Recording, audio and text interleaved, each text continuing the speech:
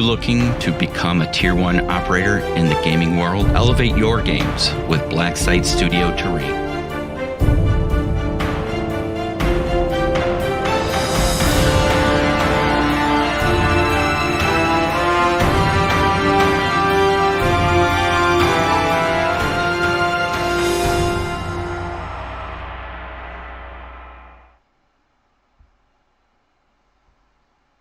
Hey guys, how are we all doing tonight?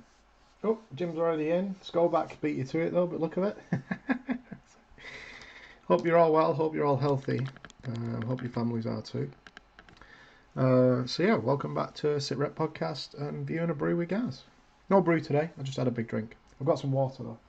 It's quite warm in here. I think it's all the fans, not the fans, yeah, the computer fans running maybe. So how are we all out there then? Always here when you can. Cheers, buddy. Much appreciated that. So, what we're doing tonight. So, I put up a post on Facebook. And, yeah, we're down to what was the final model of the first wave, really. So, this guy is Spectre Miniatures. And it's one of the African Militia leaders. Quite a lot going on with it, really. So, looking forward to getting stuck in with this one. Let's make sure we're happy with the camera settings. A little far away, so I'll just zoom it in a little bit so you guys can get a better sort of view of it. That should do. And I'll just tidy up the focus just a little bit, making sure that's good for when we do some painting. Yeah, so it's been another not busy day. I imagine like a few people. It's strange, it's the weekend, it just doesn't feel like it. There we go, that's better. So, what are we looking at today then? Well, there's quite a lot going on, like we said. He's got a bit of bow-leggedness going on, look. See? He must have had rickets or something as a kid. But got a decent set of trainers on him. We've actually got some nice clean lines. It looks like they've done a little more with this sculpt. It might be because it's a leader model rather than one of the grunts, so to speak. And looking at it pretty much looks like jeans. They're quite tight, the trousers, so they're not any form of sort of combat trousers, no extra pockets. Coming up, we've got a plain t-shirt with a massive gold chain at the top, 3 links worth. So we'll be playing with some golds today. Something I don't use that often, so that'll be interesting.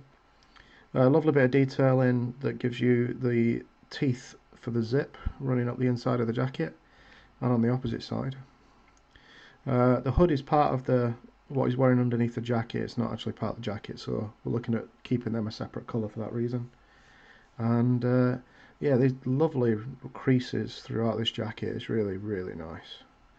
Really happy with how it all looks. The usual, we've got the usual suspect, one of the AKs. This one's got a lot of detail on both sides. I have found on some of the minis on one side it's got more detail than the other, but I think because this one's out the way, not being held, it's been an easier element to cast. It is prone to getting bent, so yeah, or pushed in towards the body when you drop it. And the same for the pistol. So the handgun he's got up here is a revolver. Let me see if I can just refocus to a high point for you. Because you can actually see let me see how high we need to go. You can actually see the various elements. You can see there's an actual cylinder in there as well. Might not be able to quite make it out on the camera, but we'll get to it, so no worries. Once it's got paint on, it might be a bit easier to see. Let's readjust that focus back. It's going to bring the zoom out just a touch. Cool. Yeah. On top of that, he's wearing the usual suspect shades. I think we're going to have to try and do a bit of mirror shade work on this one. Maybe just a wash of blue this time to give it a blue tinge. In fact, maybe yellow for actually having shooting glasses on. Thinking they're fashionable. So, a nice mini and Sunday night. So, where to begin? We're going to jump straight in with a bit of, for a change, Black Templar. So I'm going to chuck this colour onto the trainers and the gun. I'm definitely going to white out the edges of the trainers as well, but as a start point, we'll get some of this down on it. And once we start to put the darker colours on, it should help with the whiteness in the video for the recording footage. So yeah, I've had a bit of mixed painting recently. I've done some of these, been doing some Walking Dead stuff for myself, but to be honest, it doubles up as modern. A lot of the Walking Dead minis fit straight in. The girl I did yesterday, Andrea, she carries a safari hunting rifle with a scope on it. It's a bit of a beast. Browning, I think it is. So as an option for doing sort of American militia and homegrown rioters or something like The Division, if there's scenarios for that game option, there's quite a few minis out there now that fit the bill. It's just a case of finding which ones you want and getting a hold of them. This won't be my last SitRep mini. You'll be hopefully glad to know, or maybe not so much. I've ordered a few more because we wanted a few more bodies. I can't remember how many I've ordered. It's either 5 or 7 more up to yet, because there's a lot of stuff out of stock, as I imagine.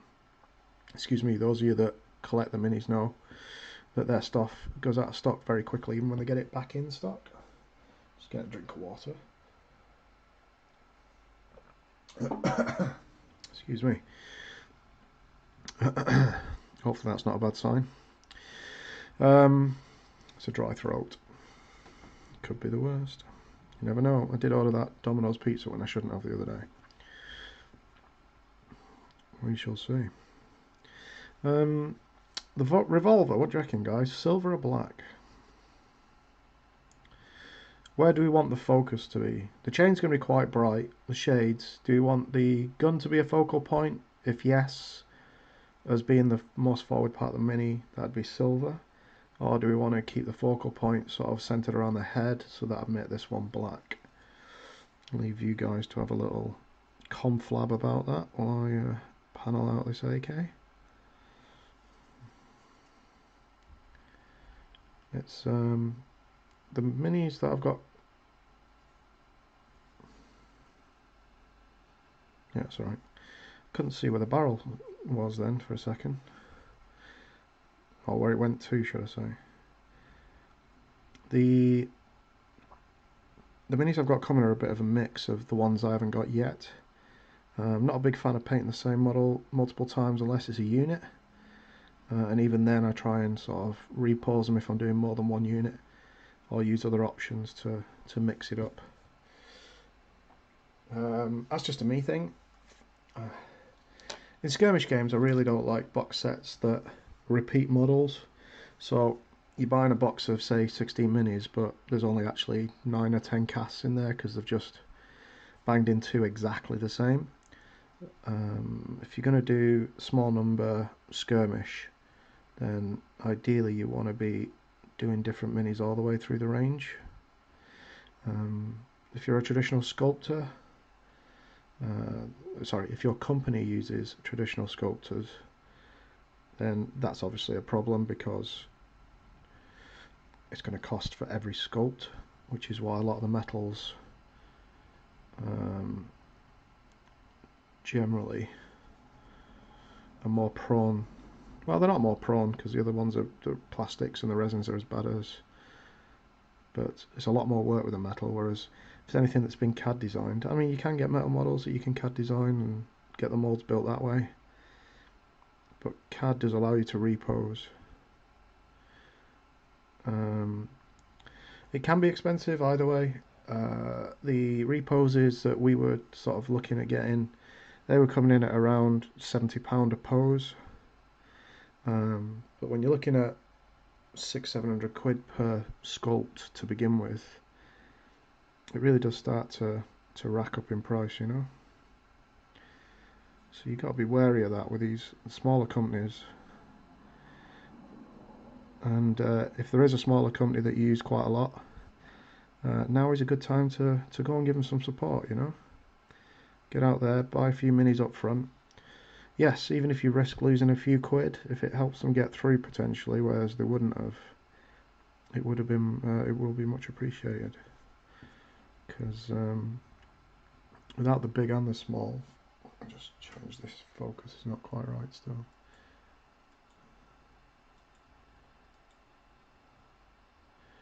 Yeah, without the big and the small, we won't have anything. Too far. I'm probably going to be leaning there we go. Probably going to be leaning this down at this sort of angle a lot. So I want to make sure that we're not just wasting time with an out of focus shot. If it does go out of focus, I'm sure one of the guys on the chat will hopefully give me a verbal slap to sort it out. Hopefully. But yeah, the end times are here.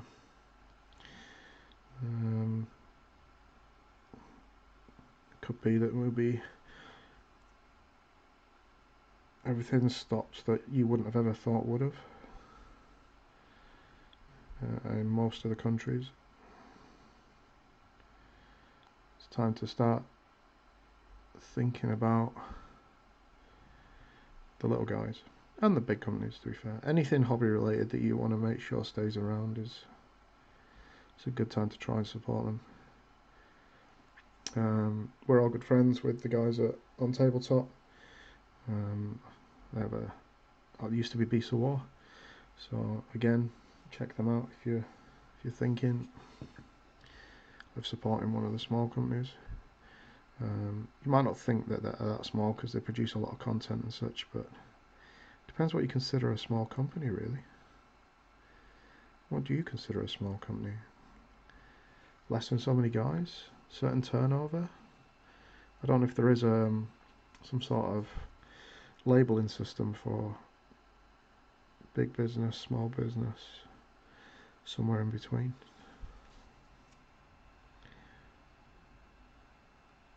So I've gone with the black. Nothing came up on the chat, so I got far as the gun. In my head I said, if I've got nothing on the chat by the time I get to the gun, then we'll just do it black. Because I've already got it out, so it makes it simple. Keep it simple, stupid. I keep telling myself that. Keep screwing it up at some point by trying to do too much. So maybe it's a 38 special or something. Took off a local policeman. I don't know what they use over there, to be fair, because there was police at the compound. Hey, alright, Ralph. Welcome to the live stream. Ralph's my resident Spectre miniatures expert. So just saying, Ralph, we've ordered some more. Jim, you'll be happy to know we got some RPGs. I think I've only picked up 2 because I don't want to overkill the GRS team. But for when we get to the game, we've got some RPGs. So feel free, if they did work too many on the way in and the way out, you can always add 1 or 2 now. Or there could be an objective to take those guys out so they are not at the game or not on the route back or something. We're all still playing catch up. Jim's way ahead of us.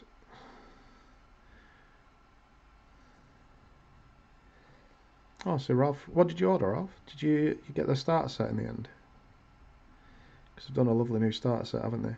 And if so, I know that they've changed has it changed from Spetsnaz to I think it was a form of insurgent, wasn't it?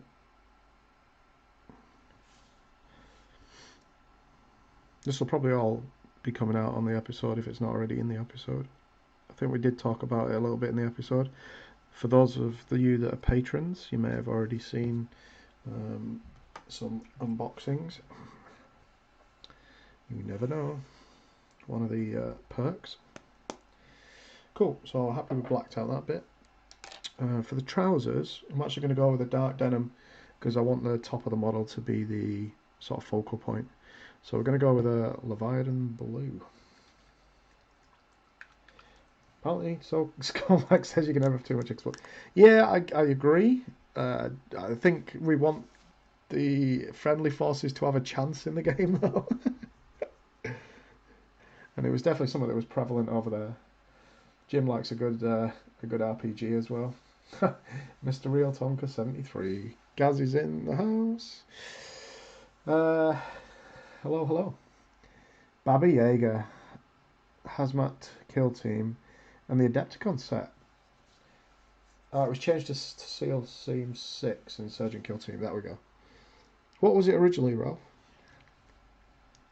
Just so I get all the facts right as we're on a live feed and all that. No pressure.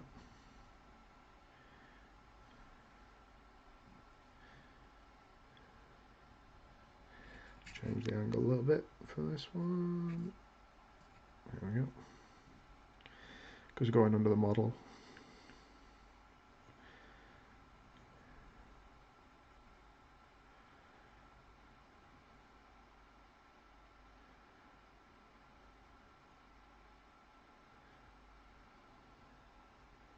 Spectre, yeah, I thought it was.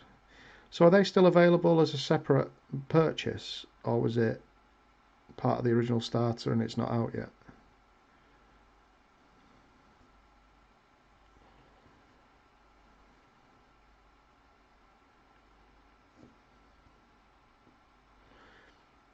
The good thing is, I wasn't sure about the Baba Yaga mini, so now that Ralph's got it, he can send me some pics when he gets it out the packaging.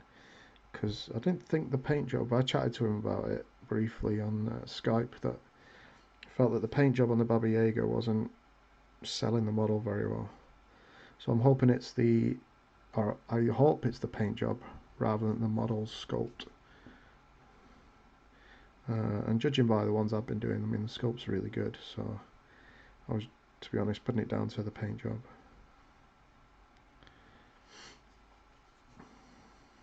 Yeah, the only thing that we've talked about is the odd occasion when one side of a weapon or something, the inside is worse than the outside of the body lines, and that's pretty much going to be down to just a side effect of the production process,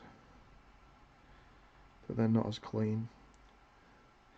More often than not though, they're good enough that you can pick out the lines yourself, you know, so you don't really lose too much from that.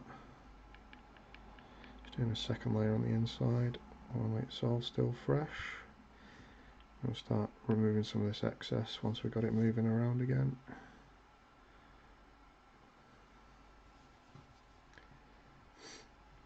Oh, so Baba Yaga's a good sculpt, he says, so that's cool.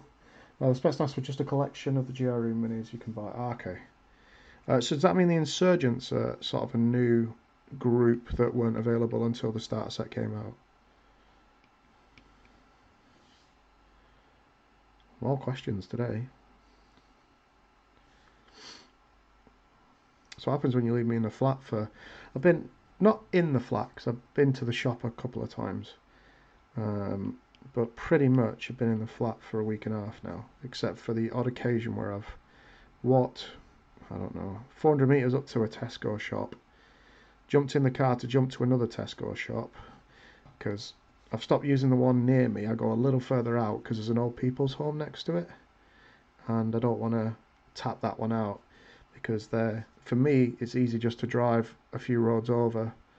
You know, it's maybe a 3 or 4, no, it's more than that, a 5 or 6 minute drive to another Tesco Express that doesn't have you know, vulnerable people nearby that might be regularly using it. So I do the extra journey now. Admittedly, if they've got nothing, or if I need something and they don't have it, then I'll go to the other one on the way back to try and pick it up.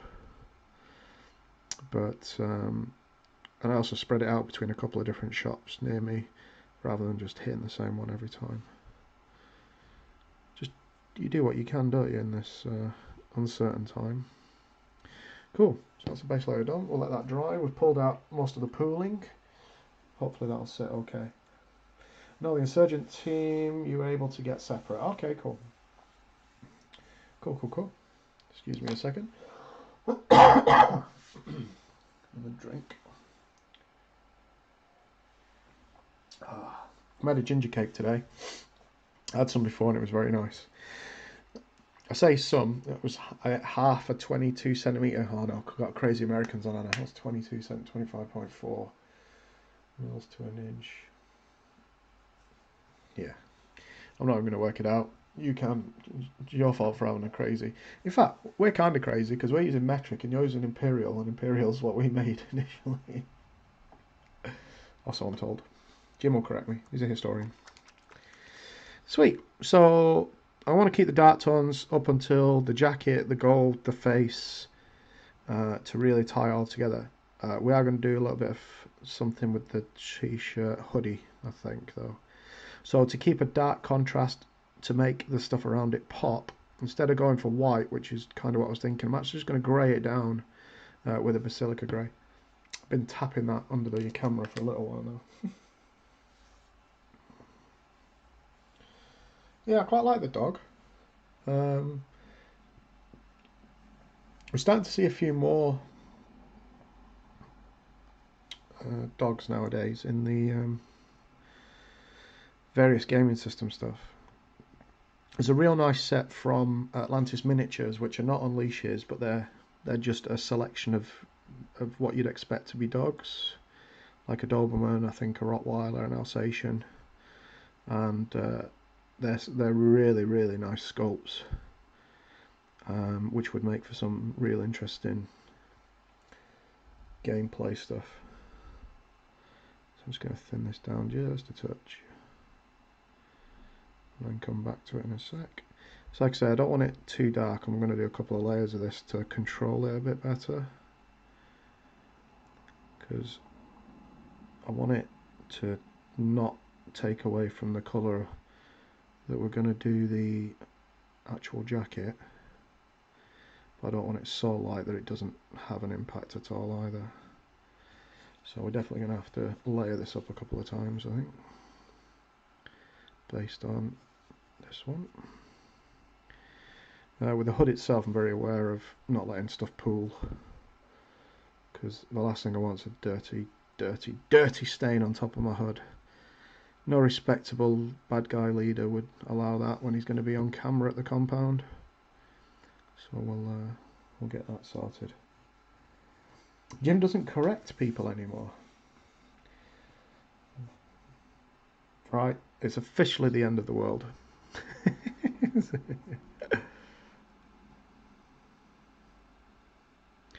I'm going to hold you to that, Jim, on your next your next RPG session. We'll see how long it lasts. In fact, that could be another shot glass moment. I love Jim. I hope he knows it's all good fun. You should have seen the crap I was giving Giano and Dom when I was over. I'm surprised I got invited back. So the plan was to come back next year to the US of A. But with everything that's going on, I'll wait and see how many airlines are still flying when that time comes.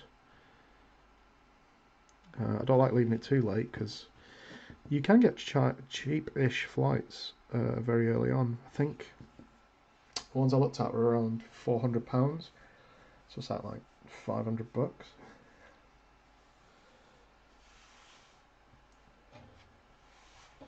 Oh, the African oxford can have hyenas.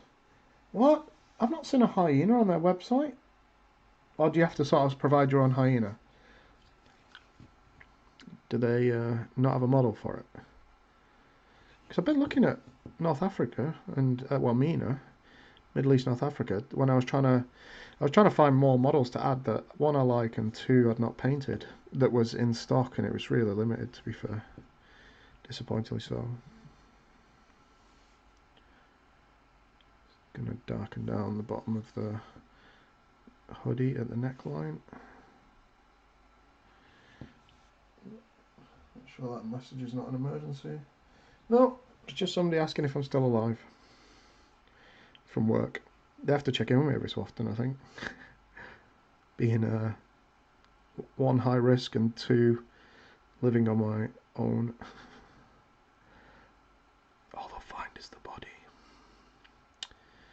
It won't have starved to death though, because I can always eat my neighbours. I live in flats, nobody'd find them for ages. I've been thinking about, if I run out of toilet roll, which I should... Oh, that was close. Let's get that one back in there. That's because I'd put my hand too high. Hanger my. There's a classic. Hand too high. And popped him out of the grip.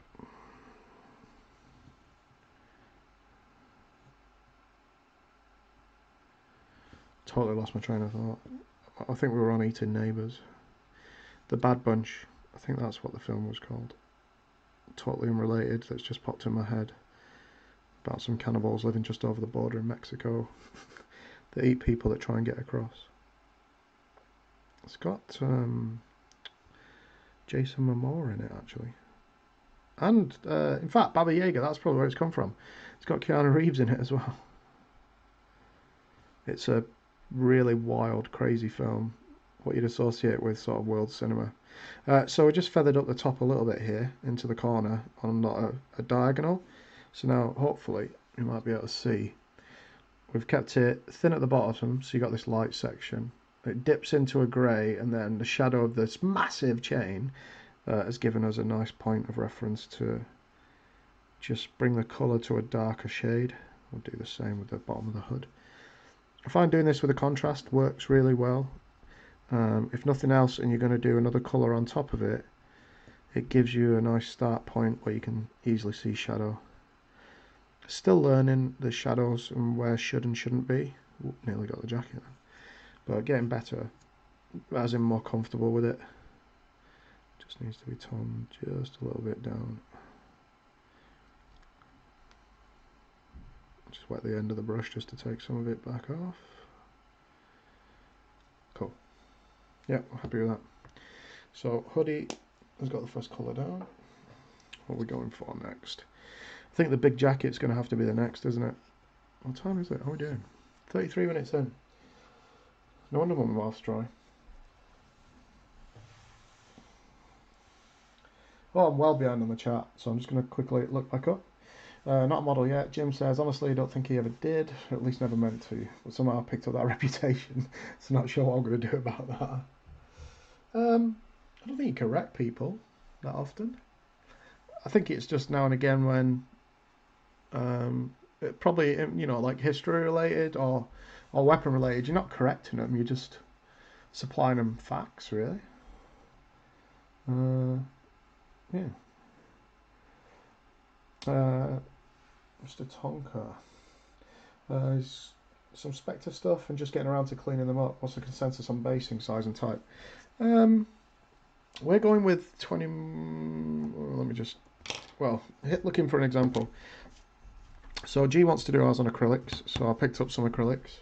I can't remember what size they are, so I will reach across my trusty hobby area. Can never ever take measure too far away. And so we're talking 25mm. So we're using them for the game. I quite like, unless you're going to do a little diorama or you consistently play in a certain style. When you're doing skirmish stuff, I believe I'm doing the same with the Walking Dead. Acrylics is quite nice because it shows the table sort of setting through it. But it's one of them real, it's a real personal choice thing. Right, let's see. So let's make this jacket pop with some Arkelian green.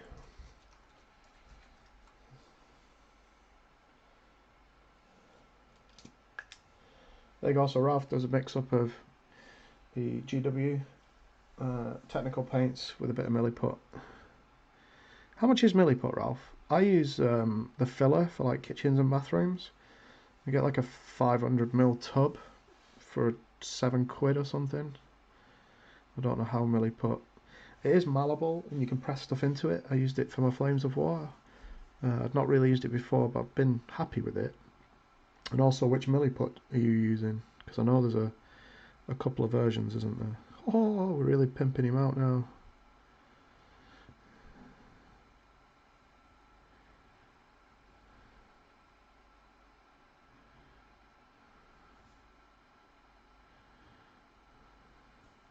don't know if you guys caught Jim's last. It wasn't HK Ops. It was the he played against Piotr with the, I want to say Viet Minh.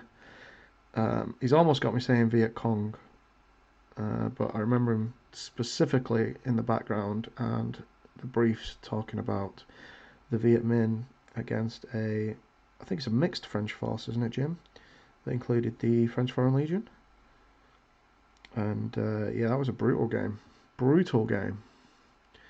I won't spoil it for those of you that want to go and check it out, because it's still obviously kicking around on Twitch and on YouTube as well, I want to say.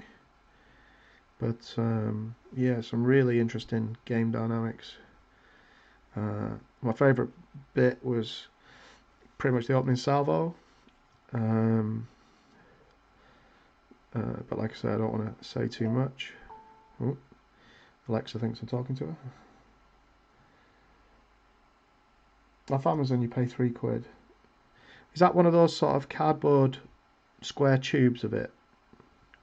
Because that's kind of what I'm thinking of in my head. And it's still a 2-part mix, isn't it?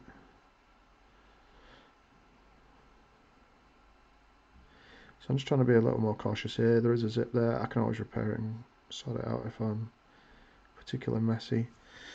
Same around the bottom. We'll probably just go back around the bottom edge, and in fact we'll do the full jacket that colour, because it's rippled the way it is. I'd rather have the full jacket that colour.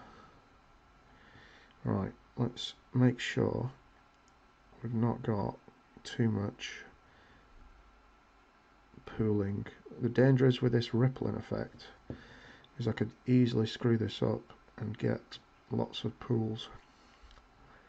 So while it's still wet, I'm just going to wet the brush and take off sort of the top half-ish, nice and loose, hopefully before it dries. Get some of the excess away. We're going to go back over this anyway with a layer, as I normally do, but it will give us a nice baseline to work from.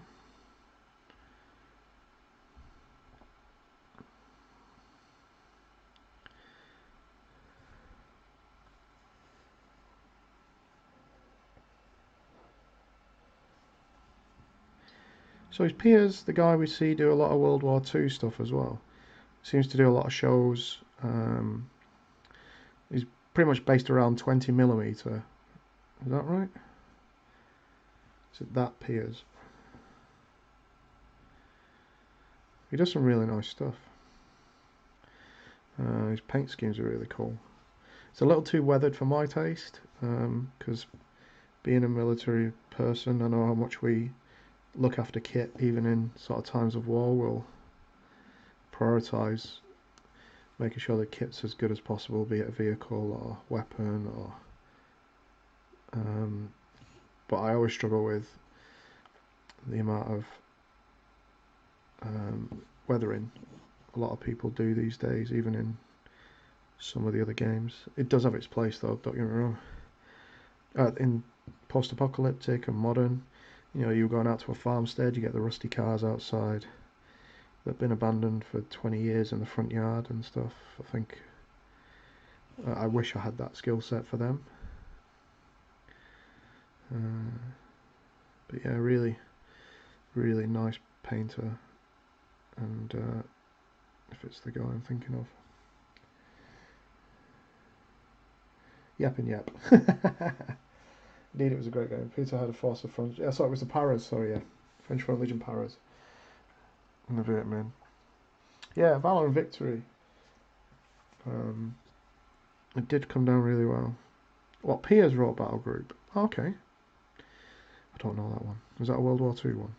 Or is it just a general rule set that can be applied to any sort of military game?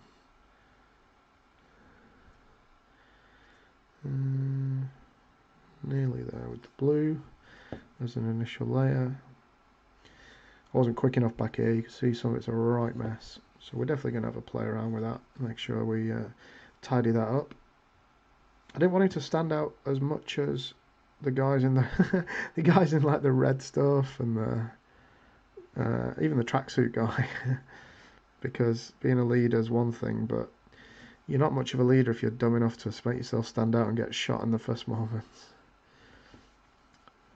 But he's going to be pretty bright. Cool. Yeah.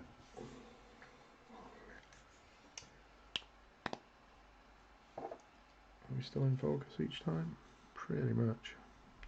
Hopefully it's been reasonably in shot. I'm just trying a slightly different setup today.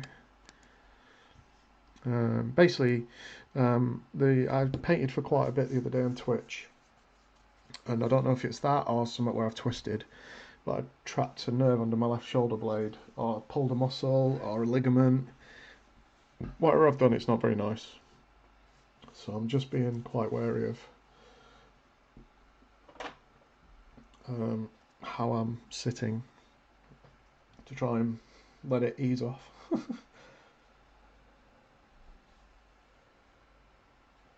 There's a writer on. Okay, cool.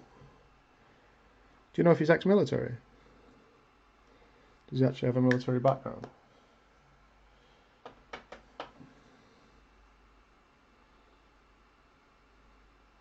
So I'll just thin up some Montfang Brown. I'm just going to do the wooden sections of the weapon. I'll switch out to the small brush as always. Try and keep my crap between the lines, so to speak.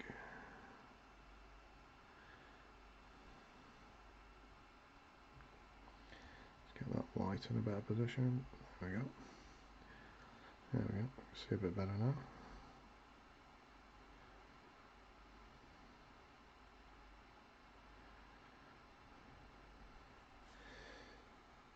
I painted like, how many models? 1, 2, 3, 4. I painted about 4 models in 5 or 6 days, which for me is pretty rapid. Unless I'm on a boot camp, and then I can really knuckle in. I'm trying not to do too much at the same time as having the amount of free time I've got, because if I just, there's no way I'm going to burn through my my pile that everybody has. I'm sure everybody is in a similar boat where you've got a lot of excess and project related stuff that you can be doing, but obviously things like your eyes and seating position and aches and pains, it's not worth not having breaks properly and all the rest.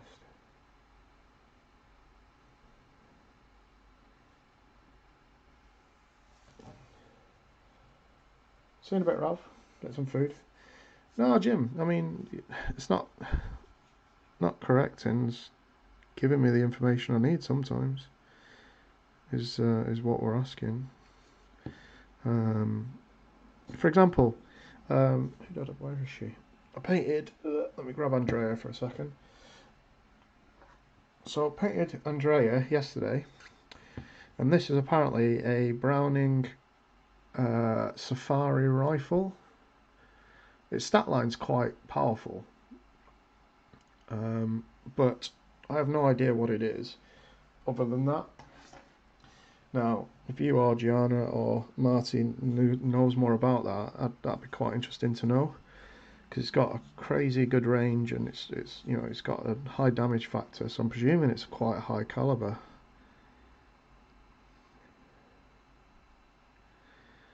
But I'm not really sure what it is. I don't know if Safari rifle is a thing or if it's just a description of something with a large gauge shell that's like the old elephant guns. You could get all sorts of shapes and sizes from my understanding of an elephant gun. It was just to do with the sort of the firepower, essentially, the caliber, the penetration, whatever the correct terminology is. Nearly went off camera for the butt cap. Not the butt cam. Right, I'm going to have to slide this down. Let's get this to an angle. There you go, you can see now.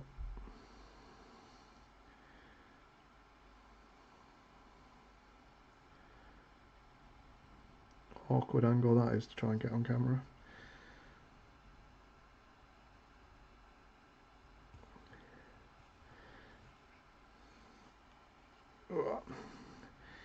I know I dropped the flaming thing then. I had it really at a point I was starting to lose my grip. Panic set in. Tested and adjusted and moved on. So let's see the top of. Make sure we've got a reasonable coat. Alright, now I've done that, I can see where there's a bit of the green that's not been covered. Oh, I passed on your message, Jim, to Martin, Laughing Boy. He said thank you very much. You know, he's more than understanding of the situation. He started twitching again, which is really cool because he'd left it alone for a very long time. So I've been nipping in and watching a couple of his twitches, which is nice. It's good to see what people are doing. It's a good way of catching up as well. Well, I've got this out and live. Let's just tidy up the colour a little bit.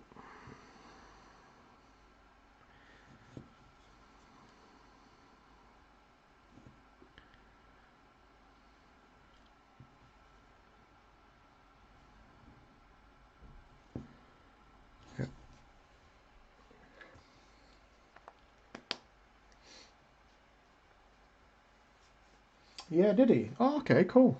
I think I was at that one, so I didn't see them.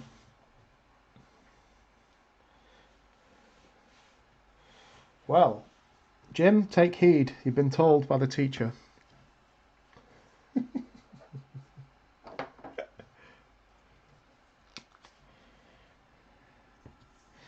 Can't argue teachers. Not allowed.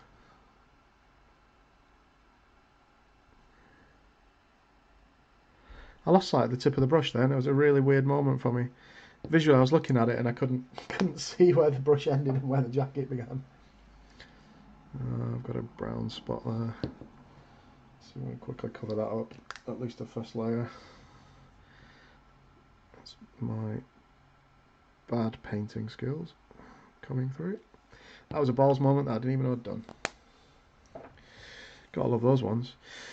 Right, second layer of the she sound like a grey. It's for the t-shirt and the hoodie. Switch out to the bigger brush, make sure it's all good, make a point, and off we go. Right, I want this quite thin, so let's take some of this off. Put it on there. Right.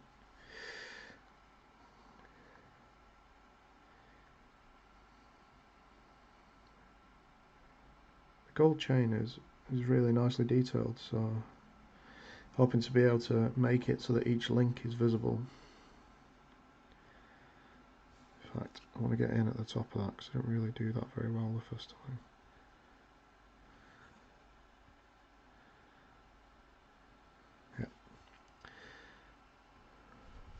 Yeah.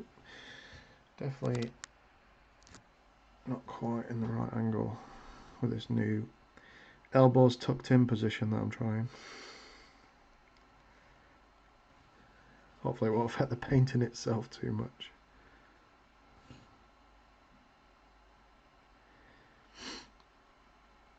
I know Jim's got the final session. When's your next session of HK Ops, Jim? You got the sort of the round out one, haven't you, to do the current scenario.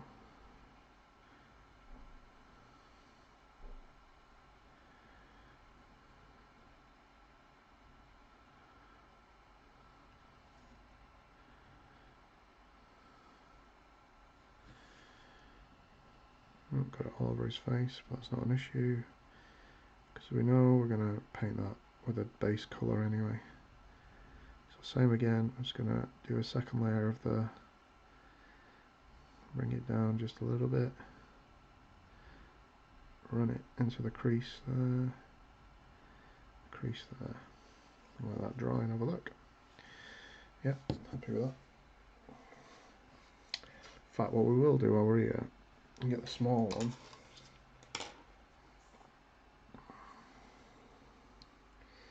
Get a bit of water into it. Rather than a medium, it's not going to be on long. I'm just going to touch the shades to give me an initial area to work with. I'm trying to see where they join, if they join. It sort of do. The right hand one's barely visible. Okay, yeah, I think I can work in there.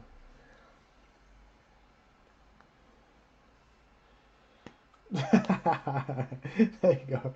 Jim's weighed in with the, every session's been the last one out the last three, but yeah, they should finish out on Sunday, April 5th. Oh, that's cool. So that's next Sunday, you guys. If you're kicking around, hit that up. It's a bit of fun. It's very cool. I think you got what? You got 6 operators at the minute. So it's more than Jim's normal tally, which has been good of him to juggle, because the more people, obviously, the more complicated it is.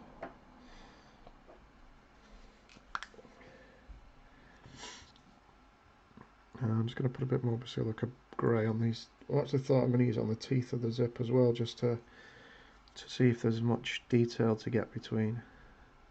If it sits in the gaps, then I can paint individual teeth. If it's just a big, long sort of drag of metal with some gouges, then I'll have to paint individual ones into them. I'll try to give it the same effect. Yeah. So this side's got the teeth on the left, and the right side's not got them anywhere near as clean. So we're gonna have to have a play with that. Just gonna dark grey the inside of the jacket here, give it some colour that sort of matches with what we did here. Get rid of the excess in the shadows areas that we wanted. Sweet. There you go. So Nolan runs with 4 or 5, and he's currently running with 6. Mind you, is one of them just a real recent? Has G like only been in the last session, or did you have guys before that dropped out that she's replaced?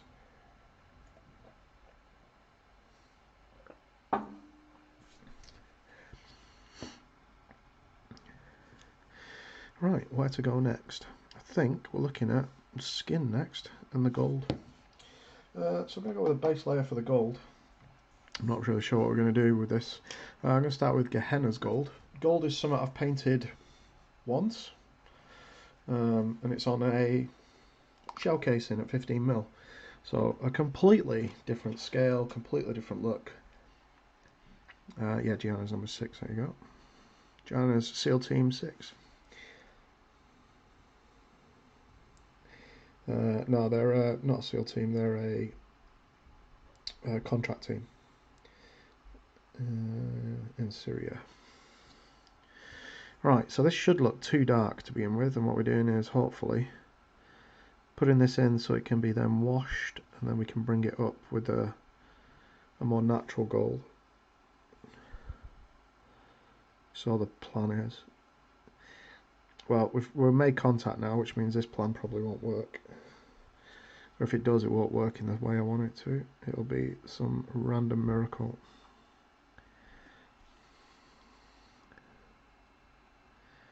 Make sure we get the underside of it as well.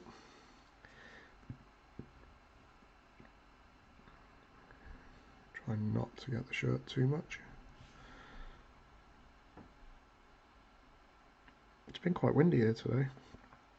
Not so much the speeds as living in a third floor, no, second floor flat, third floor for America. Is it right that for you don't have a ground floor? You just have first floor? Or is that us? I get mixed up. Cool. Right, as we let the gold dry, we'll pull out, well, I was about to pull out an old favourite, Bugsman's Glow. But I've chosen to do something a bit different with this guy. We're going to go with a much darker skin tone. Some more central at sort of South Africa, where they've got a much darker skin pigment. And I'm going to do this for the stuff that's coming in as well. So I think that'll be 6 or 7 models, which will, bearing in mind I've got what, this guy makes 13, so that'd be 12 with the skin tones that vary a little bit for sort of the more almost North Africa into Middle East skin tones, and we'll have sort of a core portion that are a darker skin tone as well. It should break up the look of the group. Well, that's the plan. Another plan that's about to make contact. So for that, I'm actually going to use the Rhinox hide base. I'm going to thin it down quite a bit, and we'll put this down as the first layer. Let's see what happens.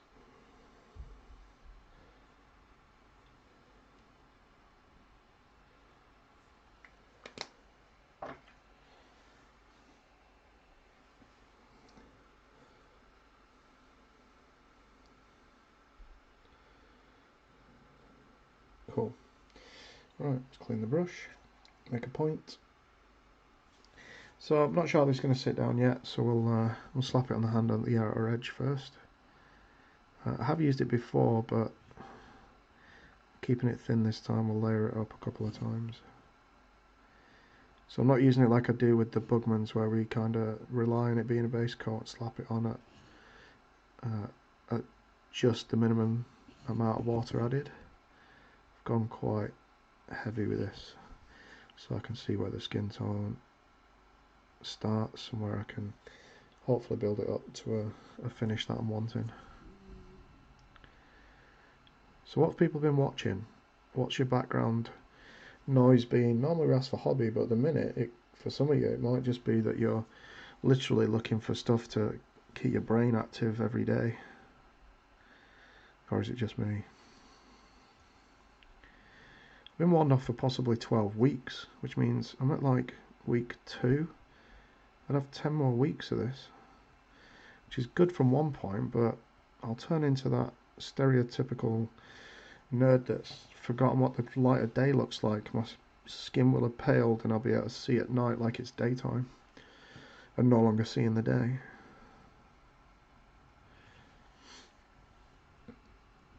Get a bit more. There we go.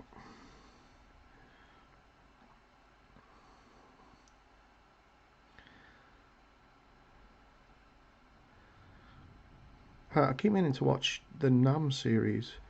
Somebody, I think it might have been Jim that mentioned it. It's on Netflix at the minute, or it might have been Ralph. I know, Jim, you have a love of that sort of period, don't you, for wargaming and for history? The Vietnam era. Is that right? I'm a big Platoon fan. And Platoon leader, I think, was... Oh no, I didn't hit it. It was nearly there was a phantom balls. Hadn't quite hit where I thought it had. That Acrylion Green's definitely pulled away from some corners. Jim watched Waterloo 2.5 times last night after... Oh, okay. It's a good film. Well, I think it is. It's where you tell me now that I think it's one of the better sort of time periods for making those styles of films, where we didn't have the tools to not cut corners, but we had to field the bodies, so to speak. There was some trick photography, but not enough to hide the numbers.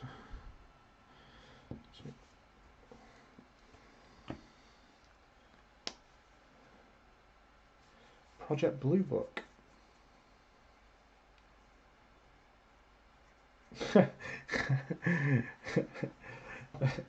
So that's what Guy's mentioning there is the average miniature painter is me. Started something up just to keep me, like I say, sane. Do some Twitches and some YouTube videos.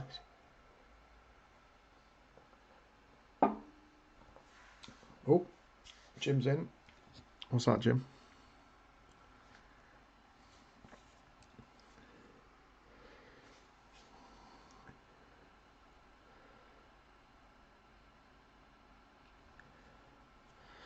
Right, let's go for the face here. It's going to be an interesting.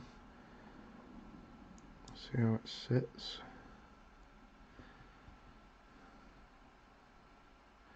So now I can see roughly where the shades are. Didn't need to be perfect, but it gives me a rough guide of where to put the skin and where not to. Let's get that excess off there. From around there, make sure the nose is good.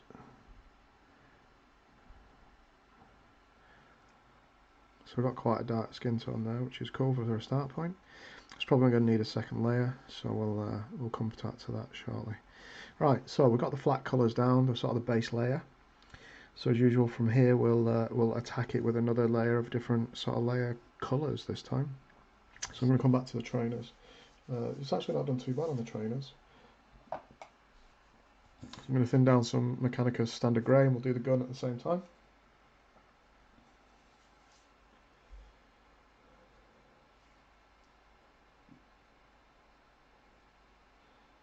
Oh, that's sorry to hear.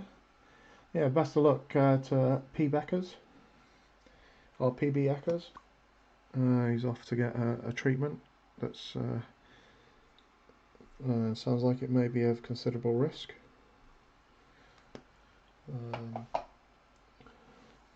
I suppose even being in the hospital at the minute, it's a risk of a new style for everything that's going on as well.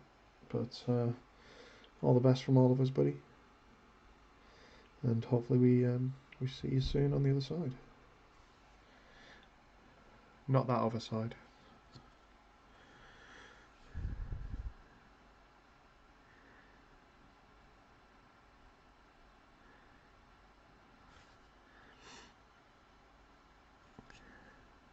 So we're just gonna grey out some of the panels, bring it off black.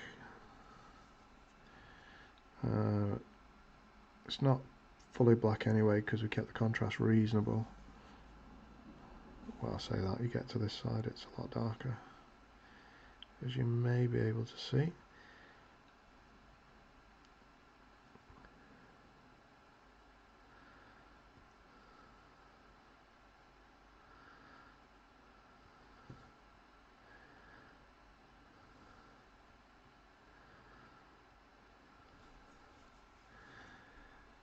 Nice.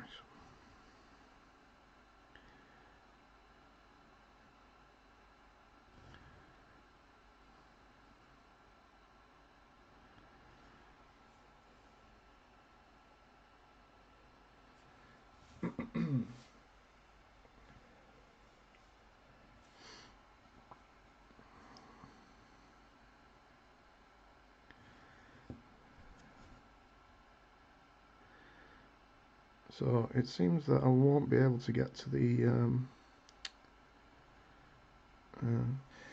well, it was actually Skullback was helping me choose what sort of models to pick up next to paint, because coming to the end of these minis we were talking about which moderns, and we were looking at Cold War. I do really like the new British box set from Team Yankee, I'm not going to lie. It is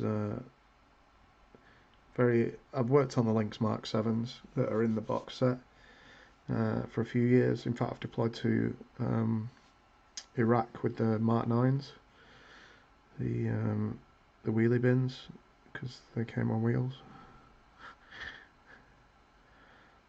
So I'm very aware of that aircraft. My first aircraft squadron had Gazelles and Lynx Mark 7s. Some 20 plus years, just over 20 years ago that I went to. It's one of those it's one of those aircraft, if you can't see hydraulic fluid and fuel dripping from it, and it doesn't smell like everything's leaking, then there is something wrong with it. If, however, all those things are true, then it's probably running fine. I love that.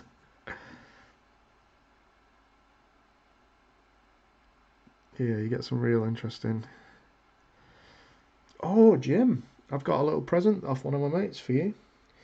I'll have to send it through later. It's a number of, just some photos.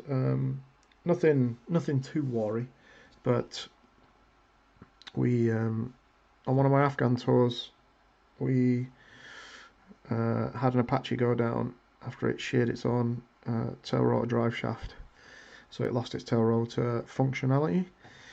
Pilots did really well. He managed to land it on its wheels, but they were still, I think it was about 20k out from a mob that they were trying to get back to.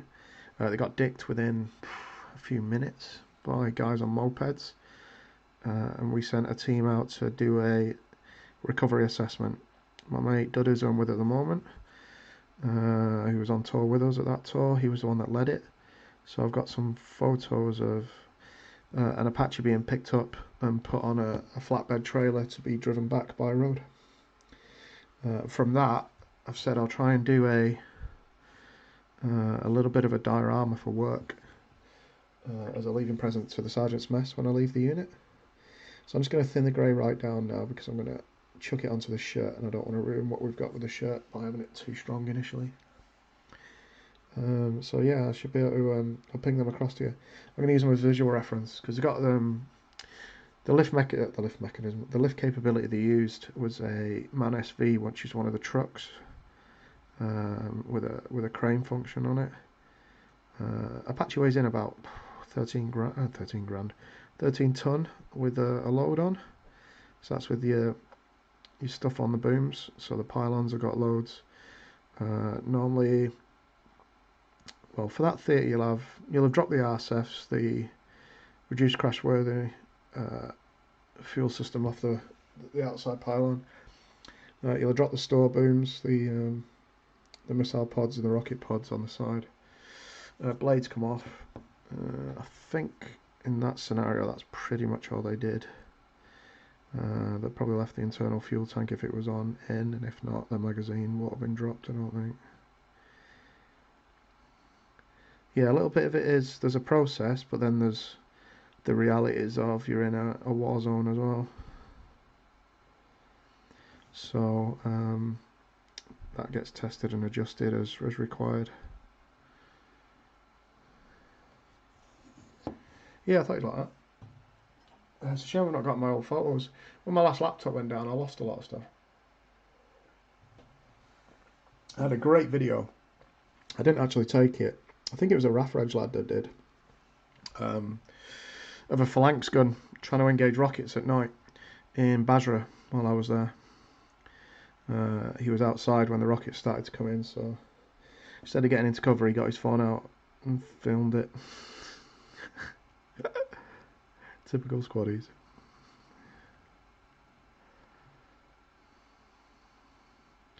And that's really interesting. Well, was really. It's like watching a laser fire. Yeah, it's just the tracer that I know, but just the sheer rate of fire means that it's from a phalanx gun. It's just crazy. I think there was about 5 or 6 around Basra at the time. A few giraffes, the radar sort of towers that have the old spinny bit on top that pick them up as they come in. I think it was something like if 2 of them picked up the projectile, then they'd engage. It needed to coordinate with the second one to actually triangulate and nail the target. They were okay. I think we had about a 1 in 5, 1 in 6 hit rate. Which when you're getting hit a lot is you'll take anything you can get, you know. I think in the first couple of weeks we had about 76 hits on camp. Some of them were multi-launches, some were singles. The tour before mine was the bad one. I caught the tail end of it, and then we started to aggressively seek them out. That'd make some good modern missions. SF acting on intel to go out and flush out or deal with IDF teams that have been, because they started to hit the city itself a lot. The locals were the ones giving you the information because they were sick of people, family and friends being hit by misses.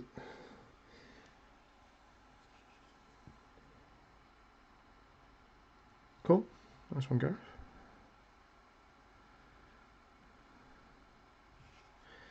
Right, so we brought the hoodie up a bit.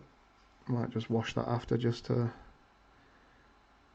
bring it back into a sort of muted tones, which would be nice.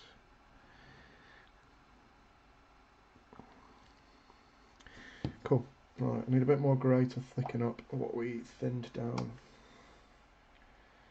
so we can go and do the guns. Well, yeah, the guns. Both of them are black.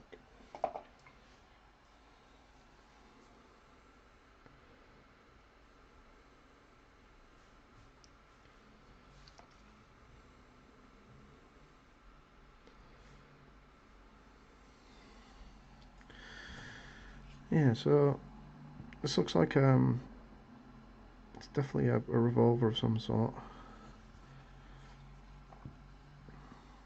Kind of surprising that he chose to have that as the weapon out. Maybe the AK's out of rounds or something. Trying to get an angle on the different parts. It's got a reasonable amount of detail considering how small it is, which is really nice.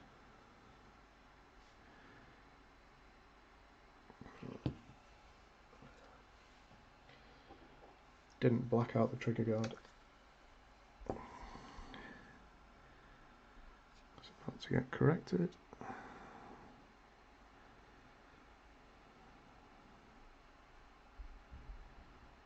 Sweet.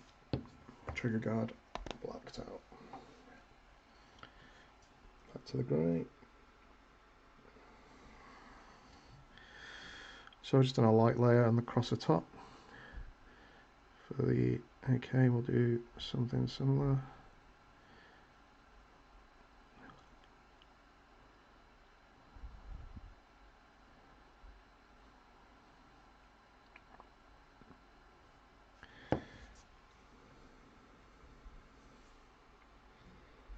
Watched him forged in fire today. I've not got that much to talk about just because of what we're doing and where we're at with the world at the moment.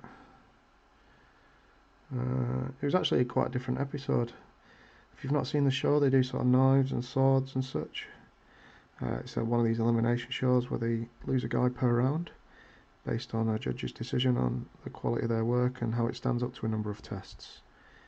The episode today was the first time that they hadn't made a signature weapon as part of the final phase. Instead they did I can't remember what it was called now, but it's essentially the tool that the US Fire Brigade use. It's got sort of a set of forks at one end and an axe head and a strike plate, so they use it for door entry, setting the initial gap in car doors so they can fit the hydraulic ram in, breaking windows, all that sort of good stuff. It's like a general purpose, their version of a giant multi-tool, general purpose tool or something. Quick slurp of water, should have got more. But yeah, it was a really interesting episode just because it was something different. Cool, so happy with the greys, happy with that, happy with that. Happy with the hood, happy with the shirt. So going back to the trousers, I want a dark blue for the trousers. It's a bit too punchy. Forgot that's a dark blue. It's too bright. Hollow twig. Definitely too bright. Looks too pale. In fact, we might go back to doing... Yeah, you know what? We're going to go with a McCrag blue, which is a base colour, but I'm going to thin that bad boy down. So we're going to bring them up a bit because I want them lighter than what they are.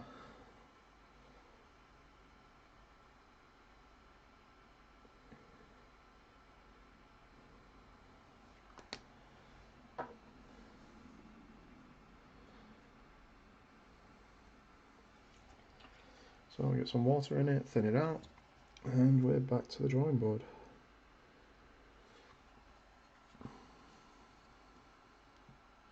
So some really nice creases on this side. There's less on this side, but we've got a nice leading edge sort of high point running down the shin and the thigh.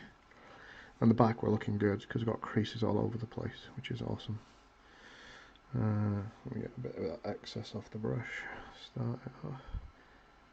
You'll see me going across the palette more today, and this is part of me making sure I'm forced to change my body position. I've actually put my my water, I'm just tucking my elbow back in there, my water on the opposite side than what I would normally. And I've also got my wet palette there as well. But anything to stop me aching like I'm still doing a little bit at the moment, I will give a go too. So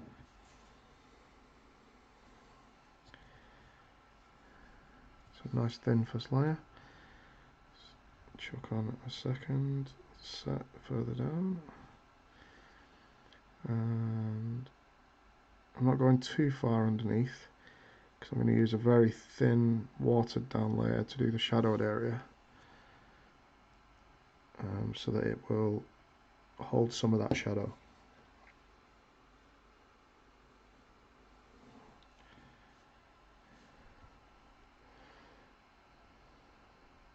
Hopefully. So who's in work tomorrow and who's working from home, or what's the crack, guys? What are you what's your working week looking like? I'll be honest, I wish mine was go back to work tomorrow because I've had enough now, but I understand the realities of the situation.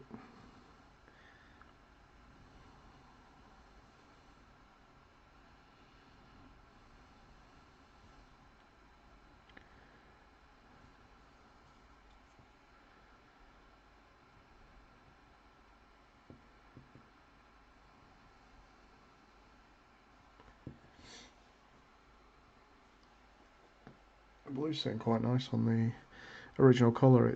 I've got it thin enough that it's not, he says just as he probably puts on too much, not wiping out the undertone, so it's staying nice even in the gaps where I are a little too messy. Once it's dry, it tones itself down nicely as well. You see that there's sort of a blue edge to it now, and then it goes dark to the inside of the thigh.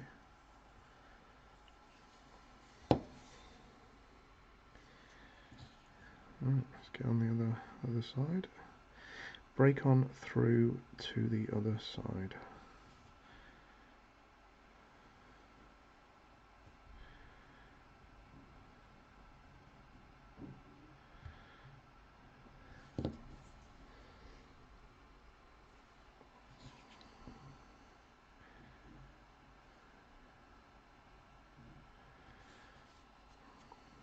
It's quite a wide area back here that it's very smooth all the way up to sort of just underneath his butt cheeks.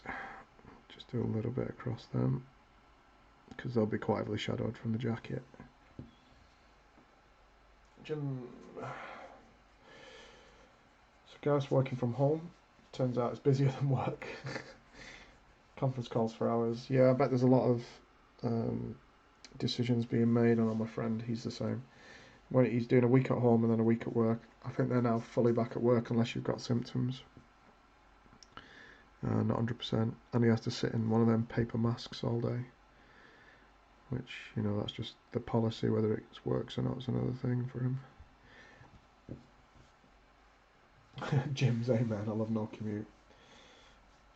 Yeah, saying the same thing about it being a bit more problematic not physically being in work. It's like I say, strange times. What hobby have you been up to, Jim? Gareth? Anybody else in the feed that's still kicking around? What hobby have you guys been working on? Have you done any at the weekend? Did you have time? Or did you have to queue for a shop?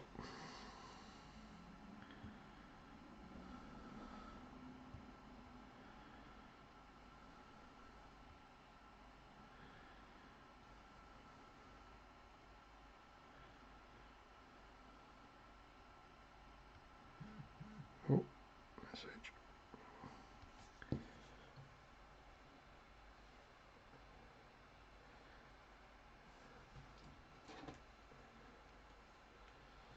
Oh, 2 secs, got a message I need to answer.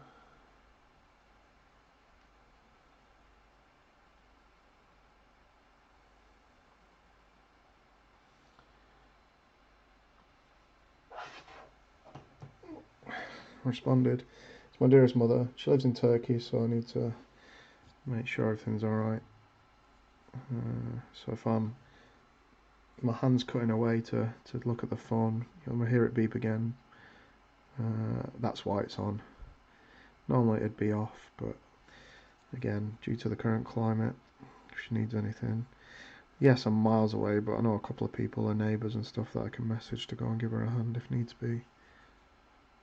She is in the at-risk category, being of a certain age.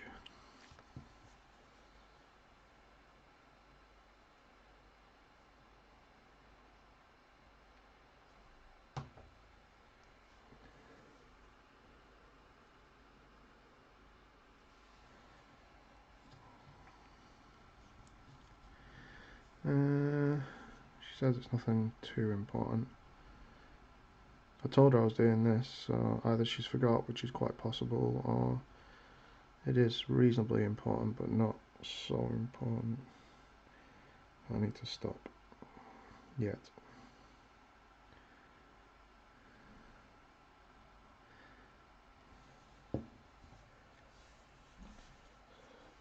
Oh, got a few more messages back.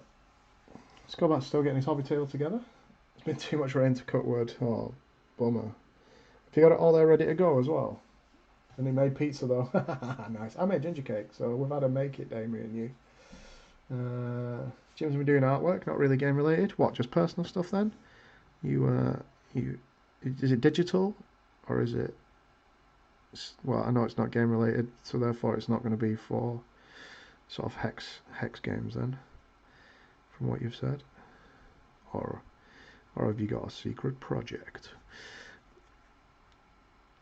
What else have we got? Gareth's not much over recently. His mate calls it mostly 1-to-1 scales. Greenhouse erecting from others. Putting lights up in the garage. Oh, she's spotting out Spectre now. Oh, nice. What scale? 28mm. Is it the what range is it as well? What are we doing for time? Just message it back. Should be done.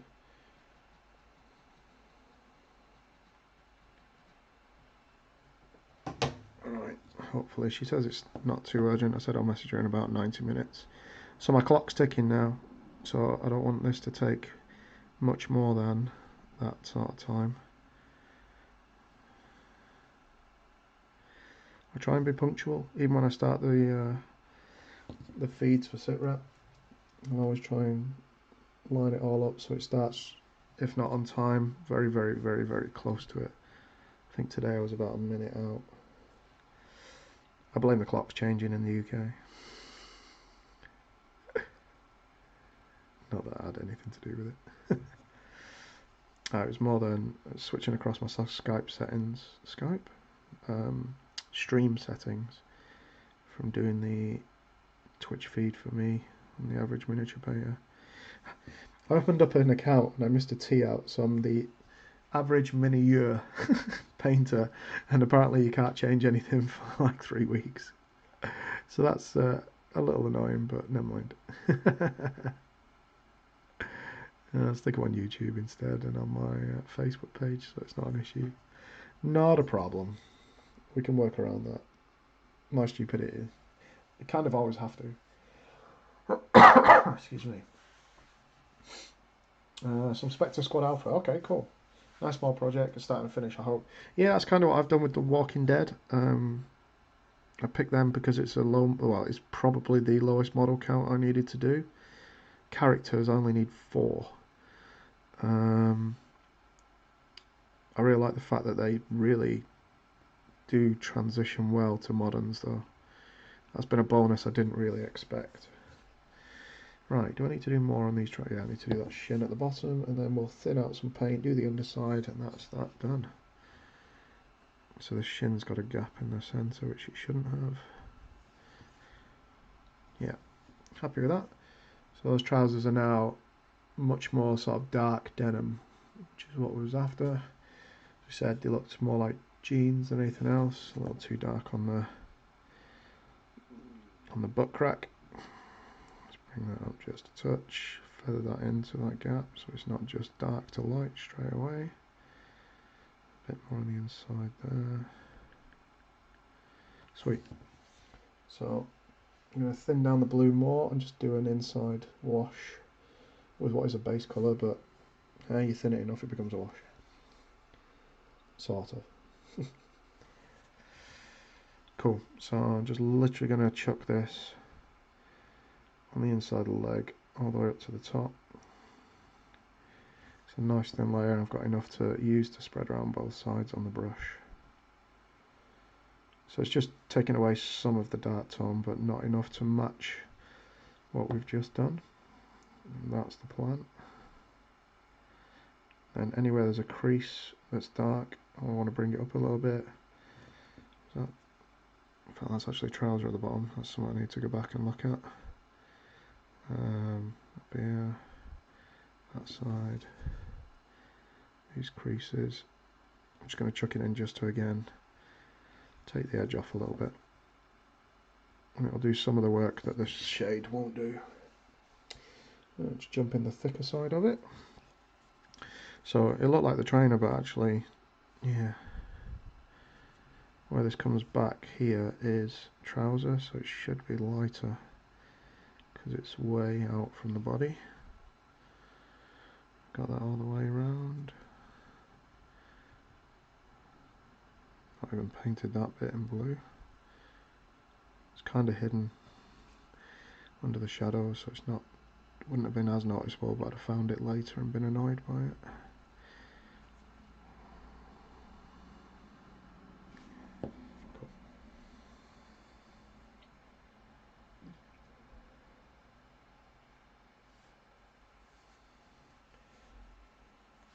Ah, okay, Jim. So you can't even get on Twitch. Do you have your own account, or is that just the SitRep one? I had the same problem with something. I don't think I can get on Twitch with the same problem if I tried going through to get to the SitRep account. Right. So, happy where the shoes are at. We'll do the white after we've done the wash. Happy where the trousers are at. We'll do the blue wash. Happy where the hoodie's at. We'll do a Known oil wash, at which point we'll do the teeth. So we've done the base layer brown, we don't need to do anything with that. We'll go on a Known oil wash certain areas of the gun and the chain, so that leaves the jacket. So I need to find a colour that brings that jacket up that is similar. That looks similar. Maybe too bright, keep that one in mind. Which one's that? Temple Guard blue. That's too blue, I want more green. Ooh, we have a winner. Sotek green. I need to start making a note of this stuff.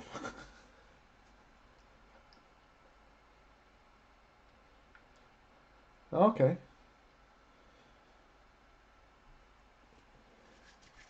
It does send it to the email Skullback, but it'll be the person that set it up in the team, so it's probably Gianna that'll get that to her email. I don't think we've got a multi-user email for, or at least it's not set up with a multi-user email for it. I think Jim might know more though, and I think G might have been the one that put it together. She helped me when I joined the team to set up all the stuff we're using now. Without her, I wouldn't have got anywhere near this far. And to be honest, it's helped me set up my own one because of the settings on this. You can sort of change profiles on OBS and things like that. I don't use the restream to tag a lot of stuff together because you have to pay for that. SitRep have already paid for that for the site though, which is cool. But I just download it from Twitch and stick it on YouTube and my Facebook after. It's all a learning experience. Right, let's see if this actually is a good colour for here. So I've thinned it down. Oh, it does match really well. Matches so well, it's just tidying it up rather than changing the colour. Which is crazy. Crazy. Not sure if I'm going to wash this, and if so, not sure which wash I would use. Bit of a dilemma there. Let's get the bottom of that rocker lid.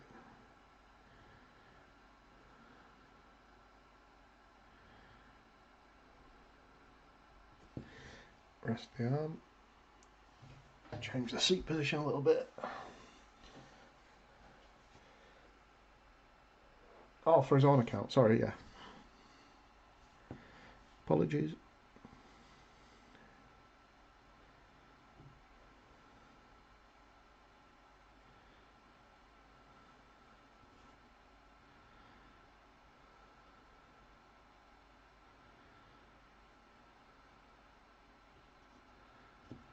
That's the collar.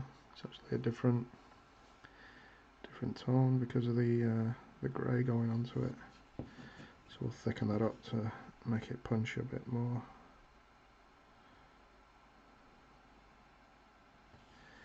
Nice. Okay.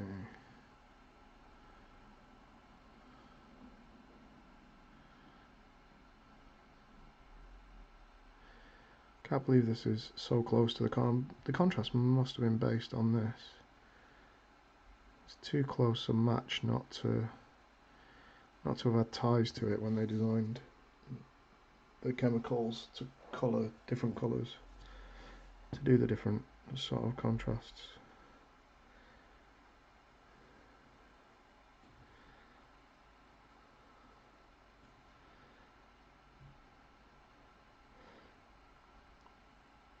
Oh, so the guy I did in the Adidas tracksuit for one of the previous streams stuck into my local store's painting comp. The comp's over now, so just waiting on the results of how it went. Hopefully he did okay. So there was quite a lot of people. What was really nice is, even though we couldn't go to the store due to the limitations of people not being allowed to go into certain premises anymore, they had people send through pictures online. Now I'd put him on a clear acrylic base, but my picture's the one that you guys have probably seen of him on the coin in my little light tent thing. See, I got sick of taking photos of my minis and not being able to physically see what I'd done. So I bought, I think it was about 50, 60 quid, just to buy a little fold away, I say little, it's a reasonable size fold away photo area that has an inbuilt set of LEDs and stuff into the top. I'm so happy with it. It's really nice to, because when you take a picture on your camera in your kitchen or in your bathroom with it on the side and you've got it under the lights, it still doesn't always pick up the work you've done. It's helped me change my painting a bit to so I paint now for real light, so the bulbs I use in my two lamps are quite low yield, maybe 40 watts, whereas I know guys that use LEDs, but then as soon as you get it out in the hobby hall, wherever you're gaming, you can't see anything because the light's not good enough. But having it in the booth really helps just tidy up what I can see and what I need to do. So sometimes when I'm partway through an important paint, like my mate's Sentry Mini, I'd just take it in there and just chuck it under and go, okay, yeah, that's fine, but that's completely screwed that up.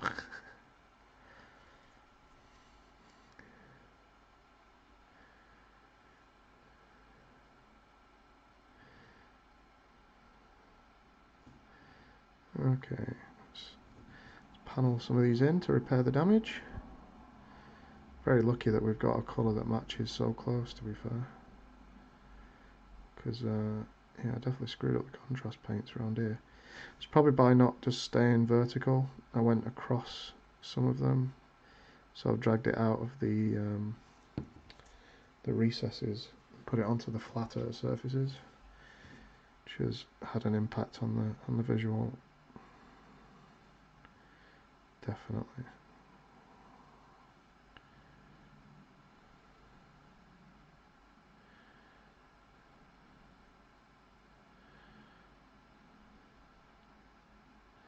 A couple of these areas are going to need more than one because I've got it nice and thin.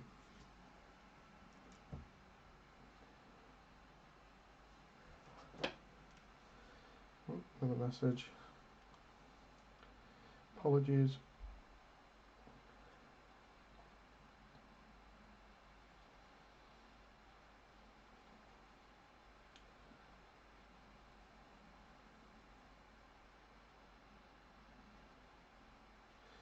So unprofessional, eh? It's because I'm an average payer. Oh no, I'm not on the channel. Oh, we're SitRep. Sorry, we're very professional at SitRep. Everything we do is to the highest standards.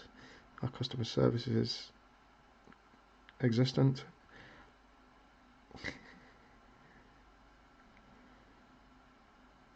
Pretty much I know all you guys on the thread anyway, so and you all know me by now.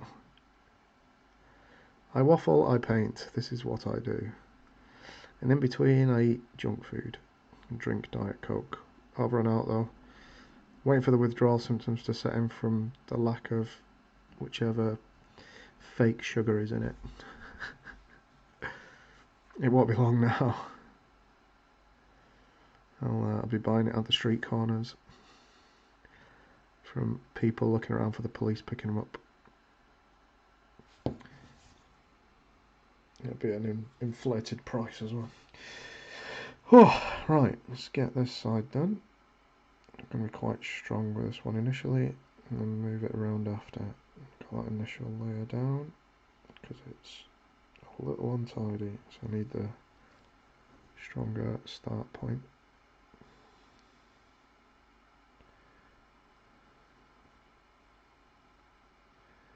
Cool. Yeah. Then we'll go for the higher point again on the back, because that one had a lot more ink, wash damage than anywhere else.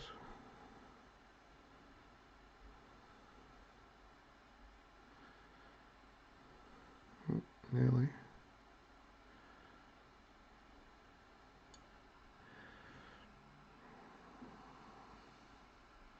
Still going to go back over, I think, with a blue or something for these, to be fair.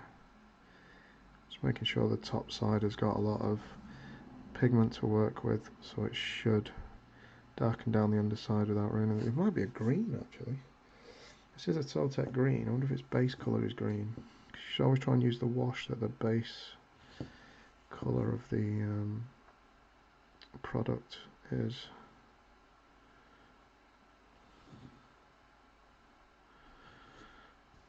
Let's get the front of these arms. I say front, it's actually the top.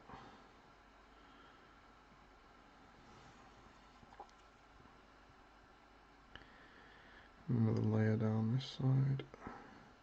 So you see I'm pretty much just staying on the top side of it all. Cool, I think. Just make sure that's not going to form into a nasty dot. A little bit more in the middle.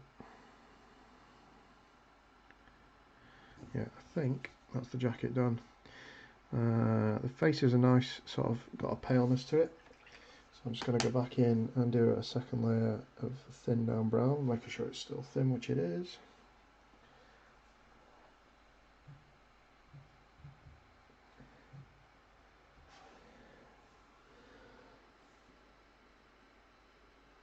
There we go. Right, so not too much on the brush. So I'm looking just to do another layer to smooth this out now.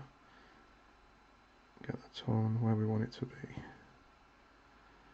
I was hoping to do it in around 2 layers, to be fair.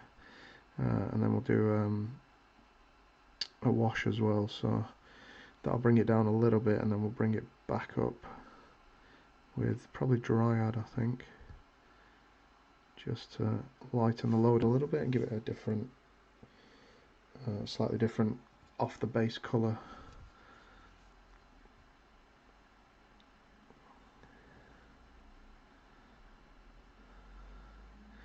But this is probably the skin tone we're going to go with for the rest of the stuff that's coming. So it's a good tool to just notice there's a bit of blue missing on the underside of the jacket here.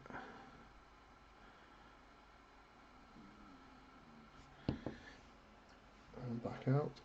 Back to the brown. Yeah, so it should give us a nice variation on the rest of the colours that I've used already. This time I'm not actually gonna go near the lips ideally, because I've got a lighter tone that I'd like to keep for the lips. When I say lips, not so much the bit above the top lip, but just the pucker bit, the bit you make yourself look like a fish with. Right, let's get that underneath the side of the nostril without doing too much damage. There we go. Cool. So yeah, it's darkened it down, but we've kept the lip to give a visual reference, which is quite nice. The hand again on the gun is a good colour. There we go. But gives us a bit of area to work with when we've washed it. Right, sweet. I think we're at the wash stage. Let's give it a stretch my back. A little bit of Slurper liquid. Yum yum.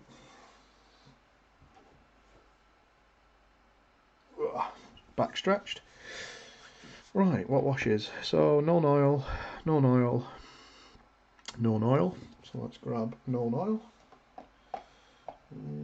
We have known oil in one. Blue, so that'll be Drakenhof blue. Drakenhof nightshade. Do I do green? Well, the good thing is I've got colour on the palette, so if it's wrong, we can bring it back. We might need to shade it again with something else. So, Bealtan green or no, I'm going to stick with the blue because the trousers are blue. If I do a blue in there, it'll tie in without it being too much of an issue, I hope. We shall see. Gaudy looking chain, we're going to go with the sepia. What else have I got? Sepia we can use on the wood this time. I will chuck some flesh shade Reichland on the skin just to get it to sit in the gaps. I'm not sure if it'll take or not, but it's all about learning.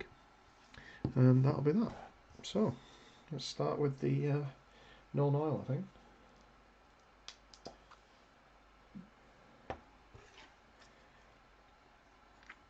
And let's get the right size brush. Make sure we've got a decent point on it. Grab some known oil. I'm just going to whack it straight on just with a thin layer.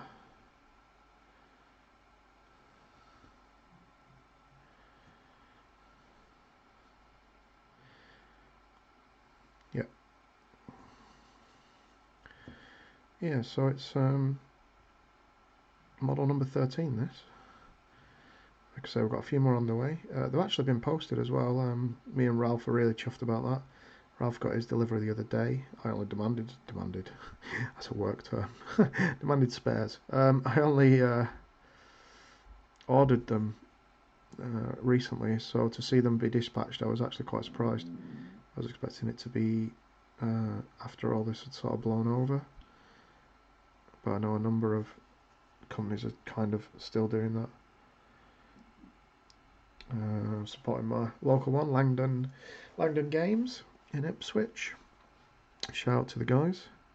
They're taking orders to try and stay afloat as well as a small business, so we're all doing our bit to sort of help them out where we can as well. Like I say, it was really cool that they carried on running a painting competition that started as a yearly thing where you paint every month.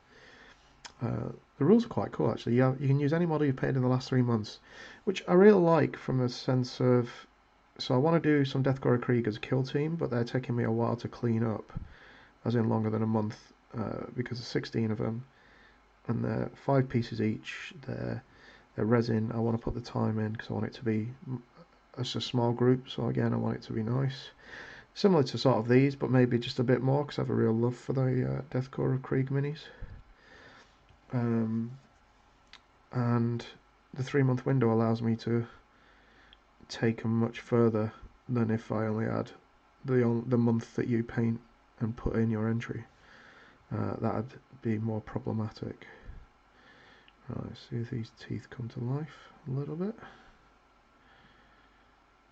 To make this a point again, let's get rid of that.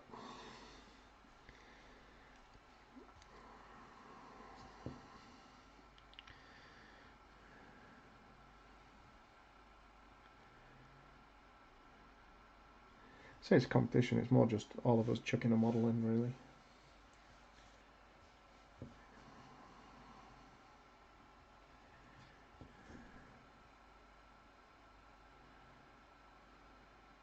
I do like the new Judge Dredd stuff.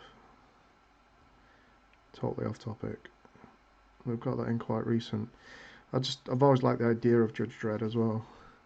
The comic when I was a kid was really popular, and I like the latest film, the Dredd one. I did like the original Stallone movie at the time, but watching it back, it's not got the. It's like many films that don't survive the years. In my opinion, I don't know. It's meant to be comic booky. Maybe I just look at it in the wrong light. But I like the grittiness of the Dredd one with the block. I thought that was a nice version, to be honest. But that's just my opinion. Be interested to get your guys' opinions if you've seen it. It's been out quite a while now. It's probably it's got to be 6-year-old, isn't it? 5-6 years. It's got to be. Alright, let's get the inside of the hood edge. In and around the neck, up this side. The greys just really helped with the shades, give me a point of visual reference. You can see them because they're a little lighter in there, but they're in there. Right, that's the non-oil done. Let's put that to one side. Chuck that in there. Drakenhof Nightshade. Right, this is going to be interesting. We're going to do the trousers first, because I'm confident with them. And then I'm going to be twitchy about it when MB.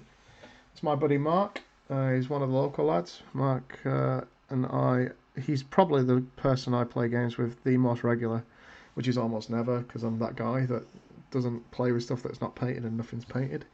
He's very kind and carries me through with rule systems and helps me out. He's a good buddy of mine. He has been on, you'll see him in some of the OTT videos as well. He's done a boot camp or two. And he was one of the original Para Miniatures team members. So, yeah, he's an OG. OG MB. Gotta love it.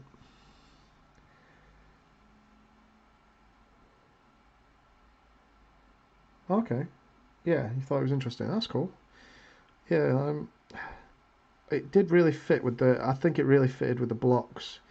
I'm kind of disappointed he didn't pick up a second one while he was still in a good physical sort of age and position to do the role. He might still be, but I don't know if it's been sort of too long now to get traction. Without a new sort of release or something, these things often are one and gone, aren't they? In the same way the first movie was, and then you really need to start again if you come back to it with a full cast. They did a film called The Raid, which is I'm not sure which country. It's Asian, but I want to say more maybe Taiwan, or I'm not 100%. That has a very, very, very similar theme. In fact, it might be The Raid 2. But the guy in that is just brilliant, and he's so ruthless in the knife work and stuff he does as well. You can feel their pain. There's none of this. It's what spoilt John Wick 3 for me. Was he's still very efficient with his weapons, but they added an element of putting armbands on and then shooting them rather than they could have just shot them. And I hate that. I hate opportunity missed. It just doesn't make any sense to me. Why give him the opportunity to go further when you could just put a bullet in him? In the same way that, every every villain survives to the end of the film because there's a bit of monologue in, and I've literally just done what I did last time that didn't work, which is run across these bloody things. So it'll be interesting to see if it screws it up a second time. But we've still got the colour to come back to, so if it does, it does, and we'll rebuild it after. Normally I just do the wash and it's pretty much done, so it'll be interesting to see if it takes well enough or not. Korea Dread? Ah, Korea.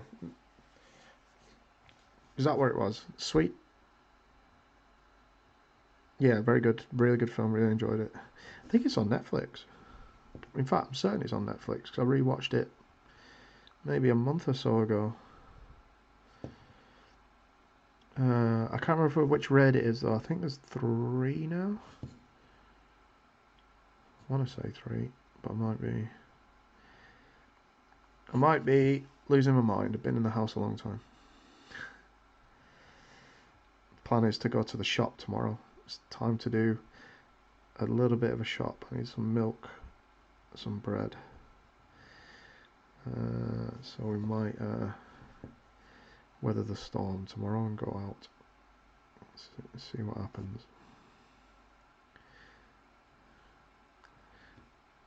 I should go out my respirator, but I've left it at work. Turn up in a in a resi. Get that funny look off people. I won't be able to understand what you're saying either, because I can't understand what I'm saying when we're in respirators. I did a patrol in respirator. Well, we did a number of patrols in respirators, and giving orders as a section commander is a real pain in the ass when you're in a resi. So black is done, blue is done, black is done, blue is done. Sepia, we're going to go on the weapons, and Reichland on the skin. We'll see how it goes. Oh, I need to change my calf position. That's another thing. I found that when I lock myself into a position, I sometimes go up onto the balls of my feet and then don't notice for ages, and then wonder why my calves are hurting the next day. I'm like, I've not done anything. I've not climbed stairs, or why are my calves hurting? Turns out, sit on the balls of my feet for too long when you're painting, when you lock yourself into a position, for say 20-30 minutes, and yeah, you're in a lot of discomfort the next day. I think I'm just old. I just need to accept it, don't I? We'll stick with the sepia for the gold chain. Mark, am I old? You must know, because you're already way older than I am.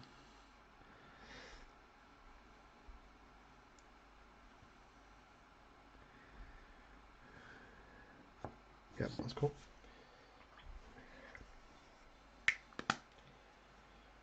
Call it my Bane cosplay. Cheers, Mark, for the colour choices. Yeah, it's coming together okay. We'll probably have to clean up the top jacket because I don't want it to be too muddy. So we'll do a final highlight on that using the blue thin down. But yeah, he's coming together nicely. Coming together nicely. I hope. Right, let's get the Reichland out.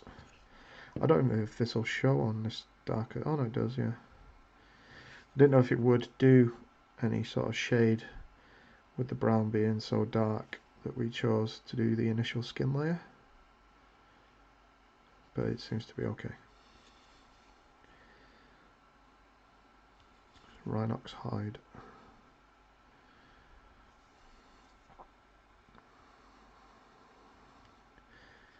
And careful on the face.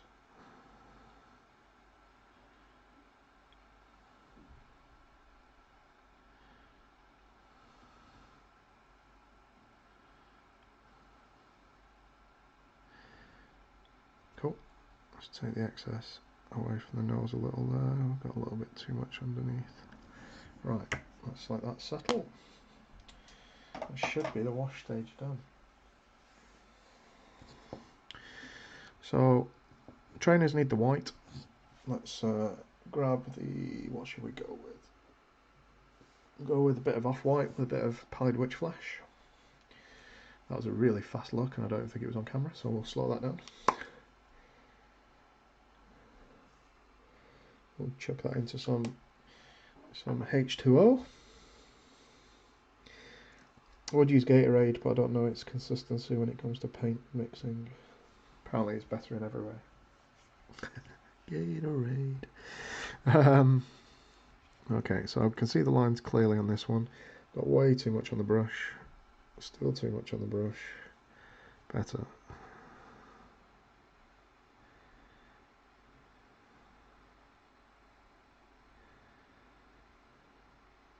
Yeah, this will be like a non-talking segment while I do stuff I can easily screw up. My level of concentration requires me to say shut up, but here I am talking as I'm trying to do it.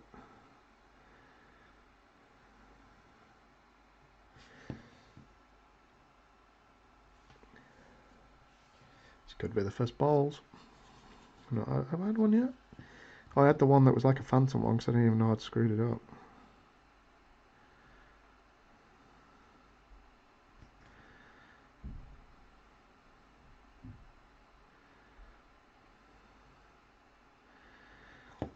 Funny thing to do about these is I'm not keeping them, I'm sending them over to America.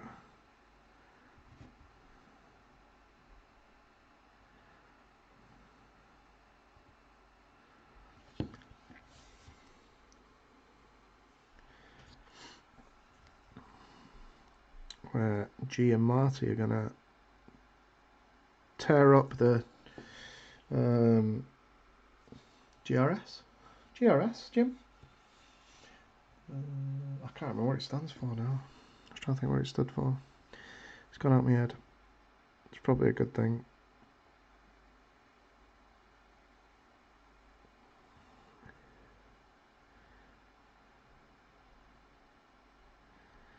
Some shoelaces are done. Right, so what we talked about with, so the lines I've got on the outside here as well, and there's an edge of one line on the inside of the trainer, so what we talked earlier about, sometimes the inside is not as clean in its details. This is an example of that, really. I think it's just whatever the process is makes it much more difficult to keep the details on certain areas of the model. So I've got a nice clean area here, which is good. I can work with. And I've not really got anything diagonally, so we'll just add it ourselves. And nothing at the front as a point to finish. So that one's obviously really clean with a raised edge on it. That one looks like a 4-year-old just drew it on, so that one's going to be getting rid of shortly.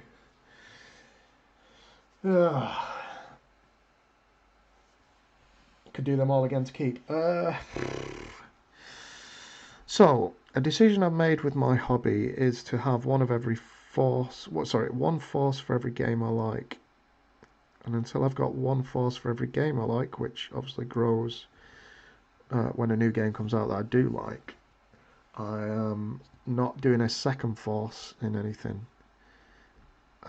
So I need to sit down at the end of this, pick which Spectre force I would like, and go from there, really. But in the meantime, I've still got so much to do that's already in the flat. We're trying to work through my skirmish stuff now, but even after skirmish stuff, I've got a full Deathcore of Krieg force and a full Kings of War, Empire of Dust force. In fact, that one's built, and some of it is painted, but it's been put on the back burner as the interest in the game waned. That's another bad. So people say it doesn't matter too much about the details and stuff, but if you haven't got the detail to work with, doing it yourself means it ends up not as clean. So here the details are spot on. You got a nice clean edge. That one's faded on the back side. These two have only got that rear one to work with, and you just kind of screw it up. Or at least I do, because I can't work around those. Oh, just finished a meeting. How long's the meeting been going on for? probably been a while because you were with us at the start as well, briefly. And we're 2 hours in, so it must have been a reasonably long brief. Right, so I've gone and grabbed some Templar Black, and I'm just gonna tidy, or try to just tidy these up a little bit. Tidy the shoelace up. So that looks a little better. Dear Lord. I don't even believe in God. He certainly isn't believing in me with paint jobs like that. That's even at the wrong angle now I look at it. So we'll just go to there. Yep.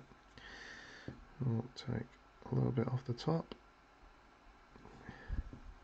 And this one needs to thin down that centre one considerably. And change the angle at the front. There we go, that's a bit better. Cool. Go with that.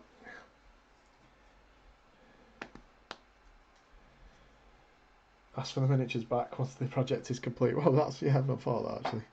I wouldn't expect them to come back, to be honest. I'll just nick them when I come over and visit. But I'll nick them all. Cool.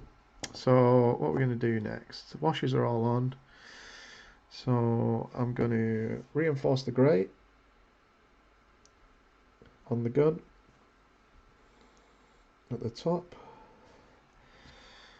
So we're just going to, again, just run the top edge really. I'm not going to go up to white this time. I've been doing that on some of the other ones. And then bringing it back down with a bit of Nuln Oil, but this one I'm just going to use the grey just to do some high point highlights instead, and hopefully that'll, oh, my eyes have gone skew if, let's get my hand out of the way, that'll help. It's because the trousers are so dark, there we go, when the gun lines up with it you kind of lose what you're looking at.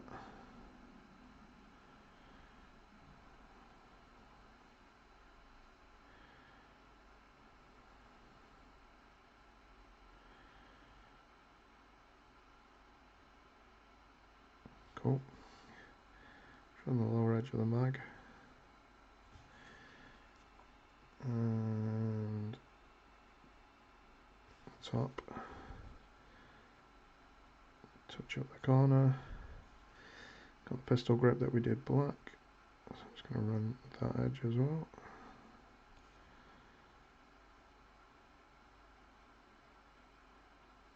Yep. That leaves the old 6-shot. And I'm going to come at it from the opposite side actually. It's give me an easier angle as a start point.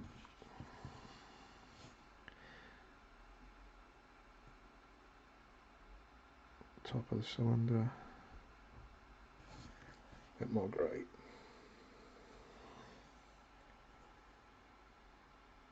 Oh, 2 hours. Reasonable one then. Maybe I should Twitch stream. Yeah. Why not? Work from home. Stay safe. If that's an option. It's definitely worth doing at the minute. Just depends on your company. Right. Let's do the edge of this side. And then into just the top. And I'll just do a quick run on the edge of the trigger guard, and that's, I don't know, you can see now it's got the form. There's a little bit of repair work to do with a bit of Nuln Oil, I think, just to clean up some of the lines, but yeah, happy with that. I'm just going to do a little bit of on the t-shirt. We're just going to feather up, so we're kind of doing the opposite triangle to what we did when we did the washes at the beginning, to lighten up this sort of bottom corner segment, running all the way down to the edge there and coming back up. And then I want a little bit just on the top half here. That gives it a little bit of life. Same for the hood. We'll run the edge.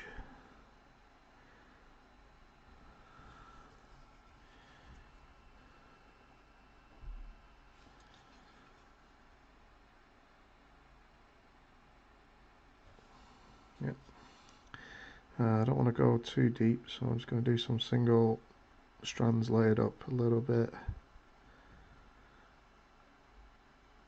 Coming up the hood. Put all on the brush. And then same on this side.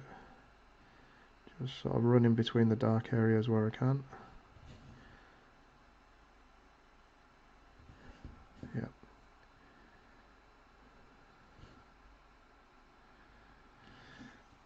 And then the top centre of the hood here, we've got like a flat spot that goes all the way to the rear.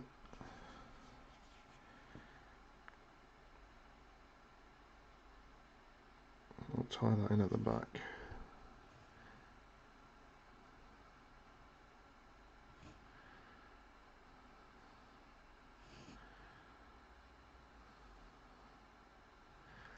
Sweet, so that's that bit done.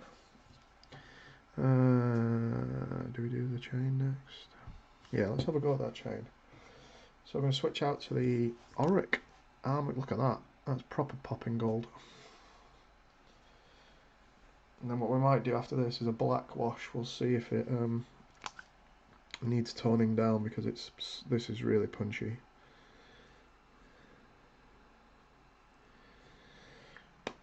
This is high quality gold.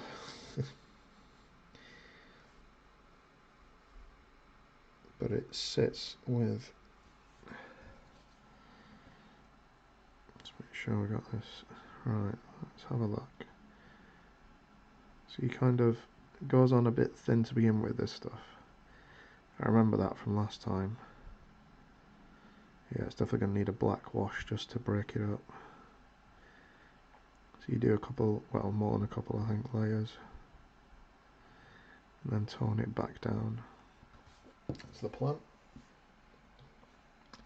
So that's on the palette, that's all good. Zips. Zip, zip, zip. For that I am actually going to not use the pallid flesh, because I want the zip to have a little bit of silver zing to it. So I'm going to grab some white scar. Not too much. Might need some more though, we'll see. And chuck that on. And this is what I'm going to use as almost a base layer to bring the colour up a little bit, to then go in with some silver. Ooh, got a hair on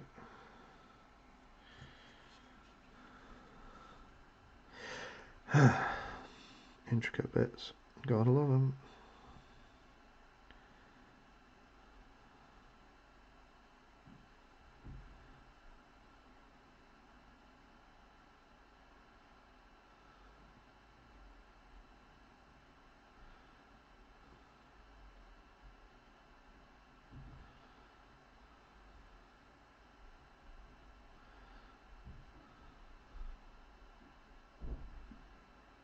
Oh, noisy neighbours are back. They're banging around downstairs as usual.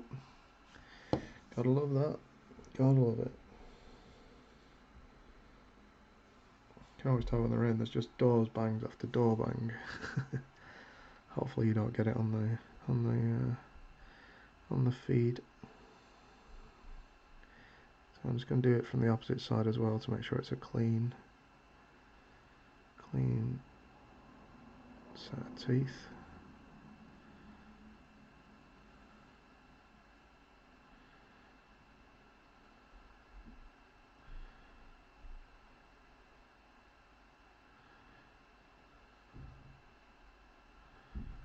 Doof, doof, that's all you can hear. Oh, they're such idiots.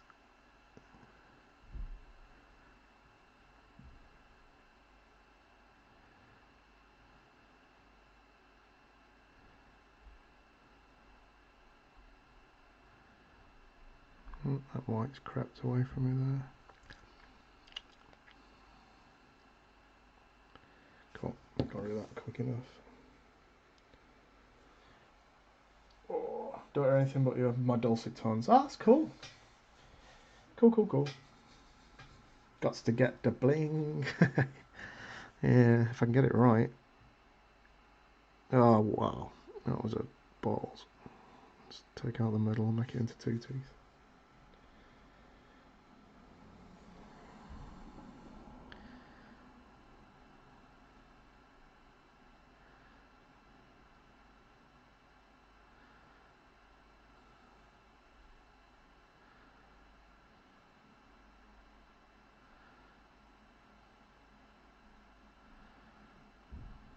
It's cool.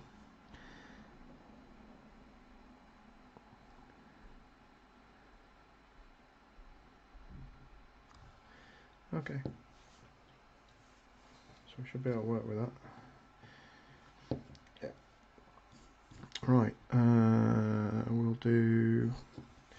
We'll get some of that white that we just set up in the brown that we used for the woodwork for the weapon system.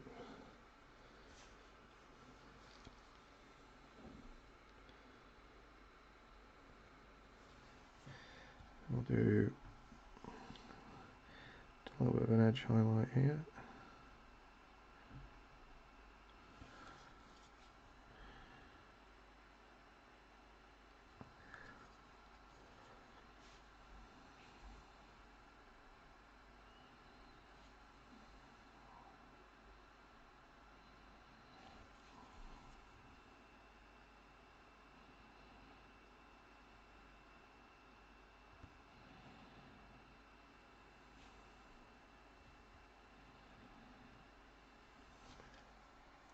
Sweet. And then we'll bring that down just a little bit from the butt of the weapon as well, just because that's kind of a high point. So it'll have a lot more light.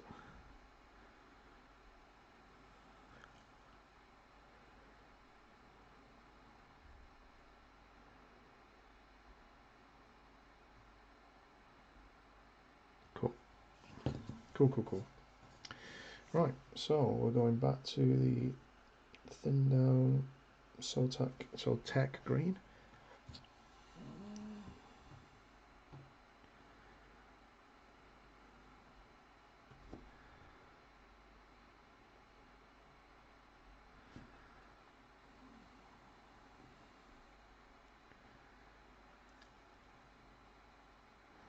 To make sure this is thin enough to not take away the shadow as well.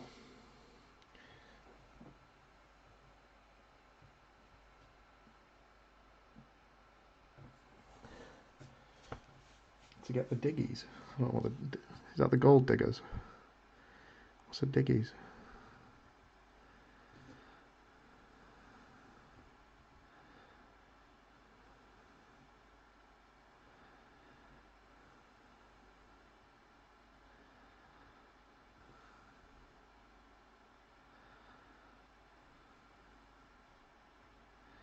So we'll literally just feather in little lines from the top to the middle.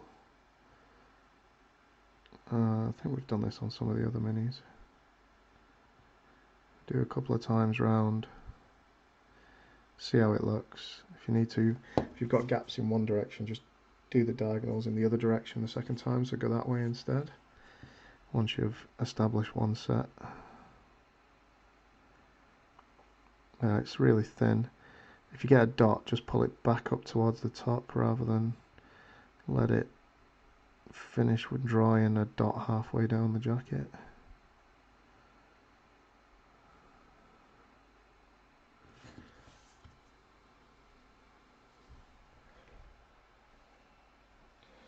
Digits. Alright. Hey Ralph, welcome back. We're no further along, I just keep repairing all the damage I'm doing.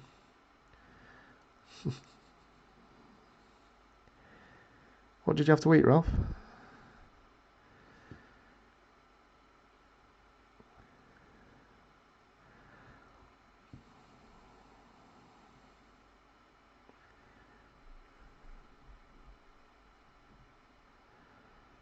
Yeah, this is going to take a layer or two, definitely. That's just the back of the jacket. Still got both arms to do yet. The good thing about the arms is we might not do the whole arm. So I actually want the bottom of these rather than the top to have the light. they'll kind of stick out a little bit more. And I kind of want to do the inside edge all the way up to the top because it's in the center line of the body, so it might have a bit more light, I think. Like I say, still learning light stuff. Trying to learn light stuff. Jim's good at doing the lighting when he does his, I've only seen his hex stuff, but he does some really nice shadow work on him. So he has a good understanding of lighting on stuff as well.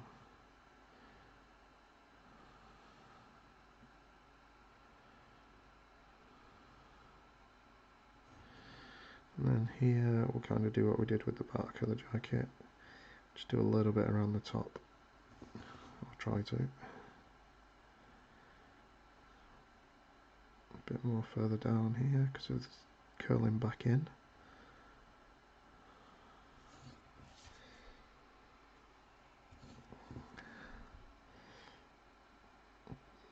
Yeah, the edge.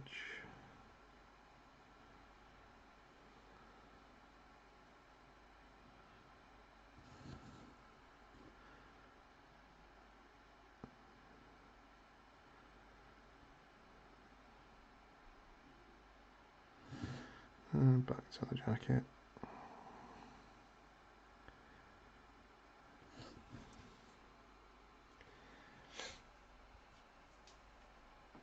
Homemade chicken fajitas for the win.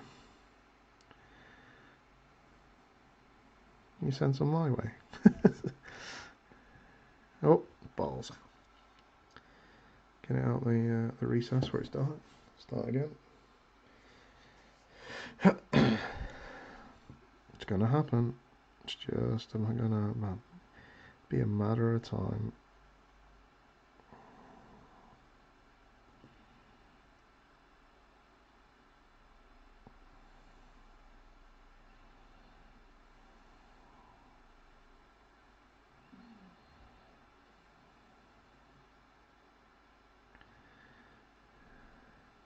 Cool. Let's have a look. So this time we're gonna just get in under here a bit cleaner. Too much on.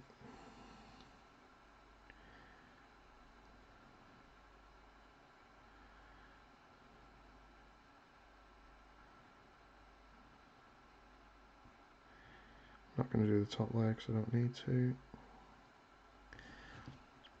Then back up to the arm.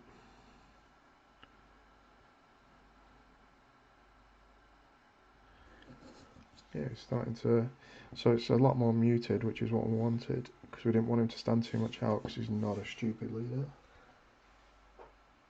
We're going to grab the known oil. I just want to do a wash on that chain before we do the next gold.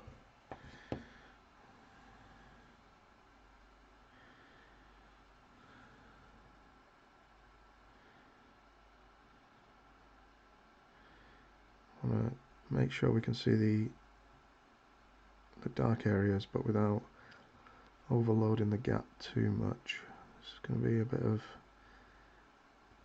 do a layer, see how it is, do another layer maybe.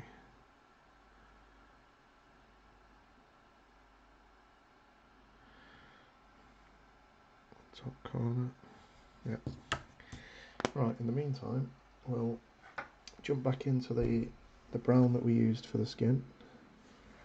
I'm going to grab some dried bark.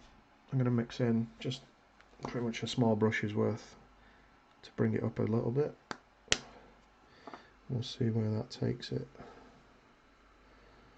And hopefully this will be our sort of one layer for skin, because we're going for that darker skin tone for these next guys, so we want it to bring up the colour a little bit but not drown out the fact.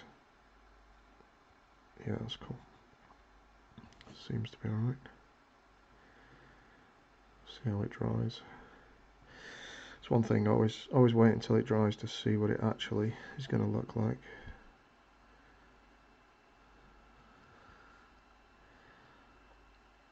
So bottom finger, next one, trigger finger, thumb. over the top. Probably gonna have to bring it up a little more actually. Like I say, we'll see in a second. Oh, no Alexa, nothing for you. Is there a way of turning Alexa off?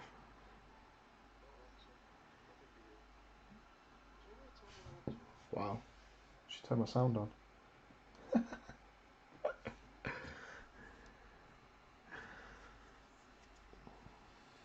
So you say turn her off and she turns herself on.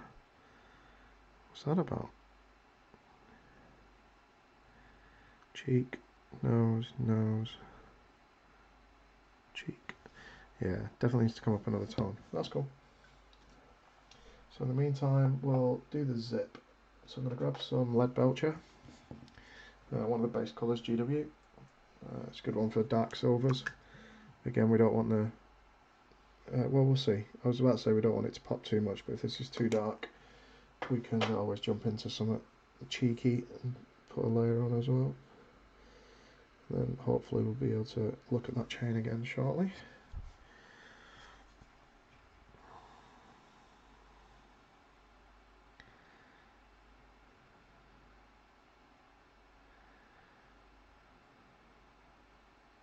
So by doing the white, it should allow us to drag down this, keep some of the dark colour, and then we can null wash it, because it'll make the individual teeth stand out a little bit, and then potentially go back in at the end to do a silver highlight if it needs it. And if not, then we put the white back on and have another go. It's not often you come across zipper teeth in miniatures, to be honest, or not for me anyway. I mean, most of the time I've done fantasy and sci-fi, so not really much call for it.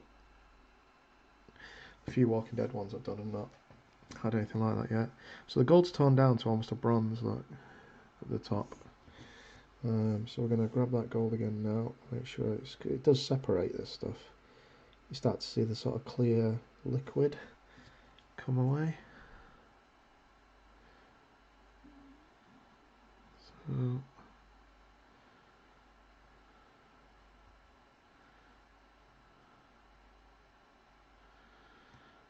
So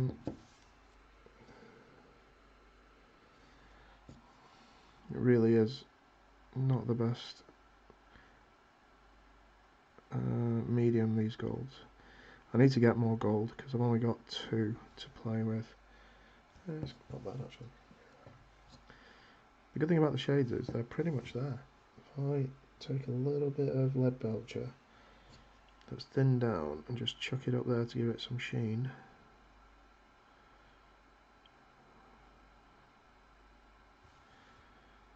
Then we've got, you can see the shine on them now when you change the angles, which is all we're after really. Sweet. Right, so we need to, not rocks, we need to grab some more dried bark. Put it on the palette and have a play with this, with the skin tone.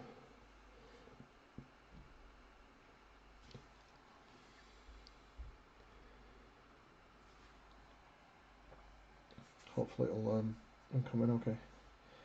Unplug or remove battery. Yeah. Yeah, it's in a Kindle.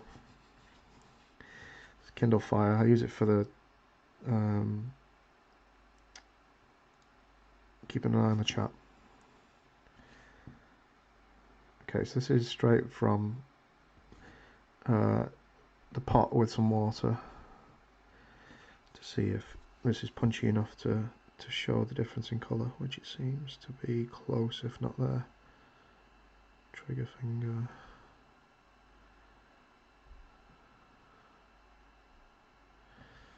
Yeah.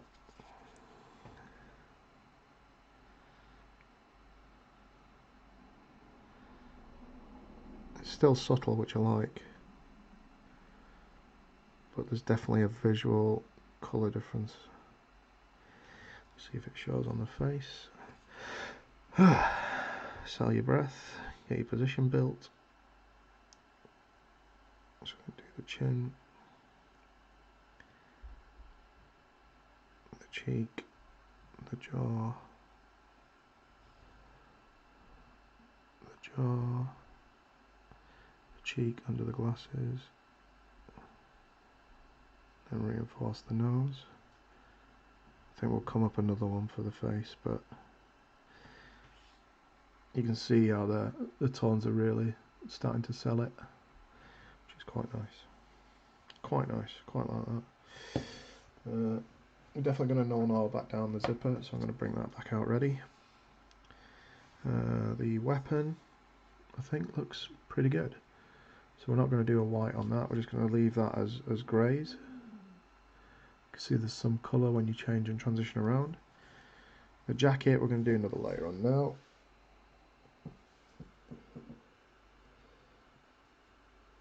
Alright, let's get this saute green back on the palette. Just going to go whole hog on this one.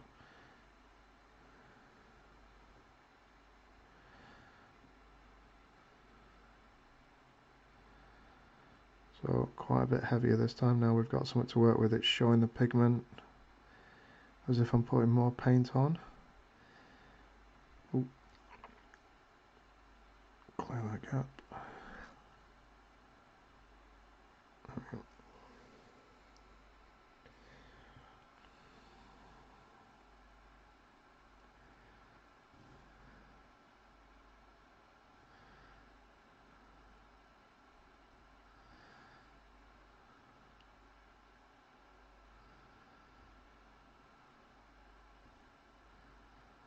Let's hope it takes this nice all the way up. It might just need one more, we'll see. If it holds all the way, because some areas will be darker than others.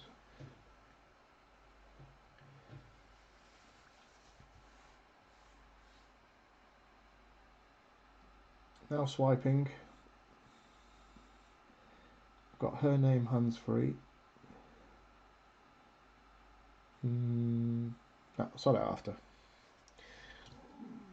I like it. It's somebody to talk to. It's somebody to interrupt me to tell me it's, well, nothing really, but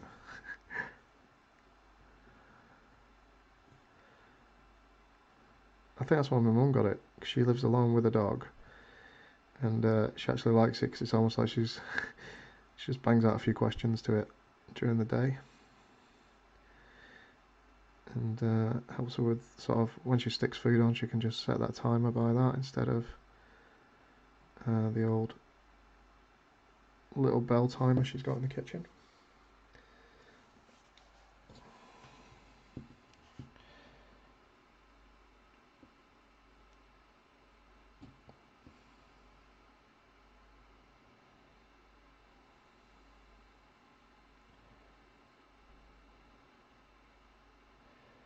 So we're just going to keep doing a few layers up on this at a time. So really make it punch without going over the top, hopefully, he says. So these bottom layers now are close to done.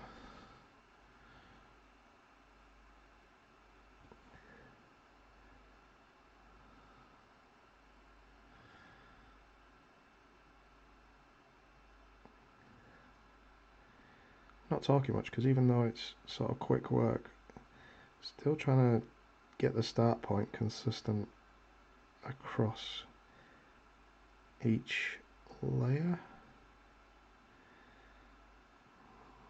so that when you go back to do the next one, it's pretty much starting from the same place is the idea.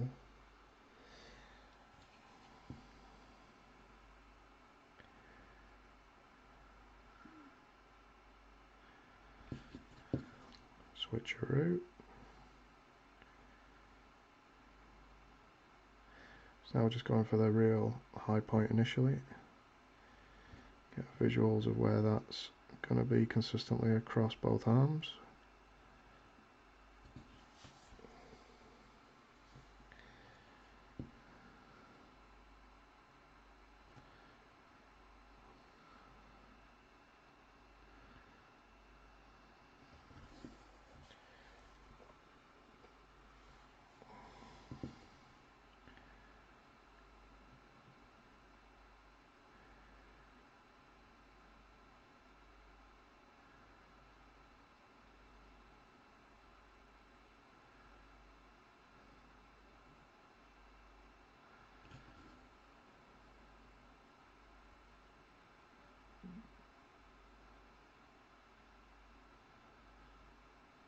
cool. In the back of the jacket's good.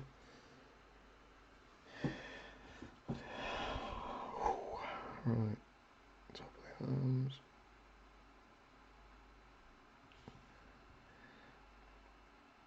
And pretty much the elbow, just a little bit on each one of these.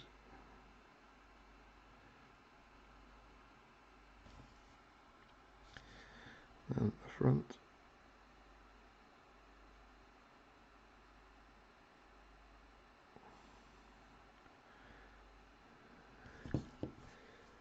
Actual front right of the jacket.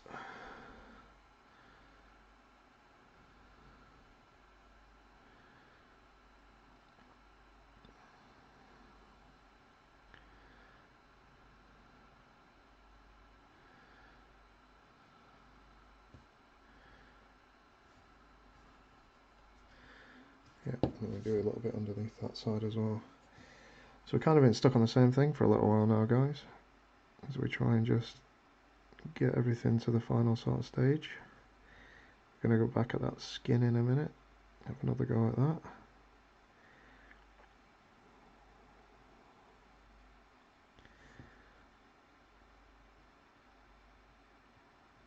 Just bringing down a single point on each one of them, so that it doesn't end in a block, it ends in sort of a single line at the front.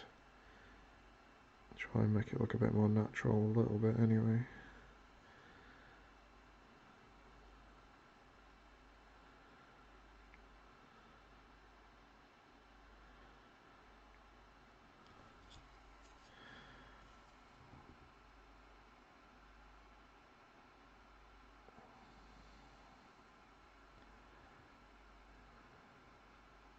Cool. Right, back to the skin. Let's see how this goes. I'm going straight for the face this time. So this is just a second thin layer of the same dryad colour.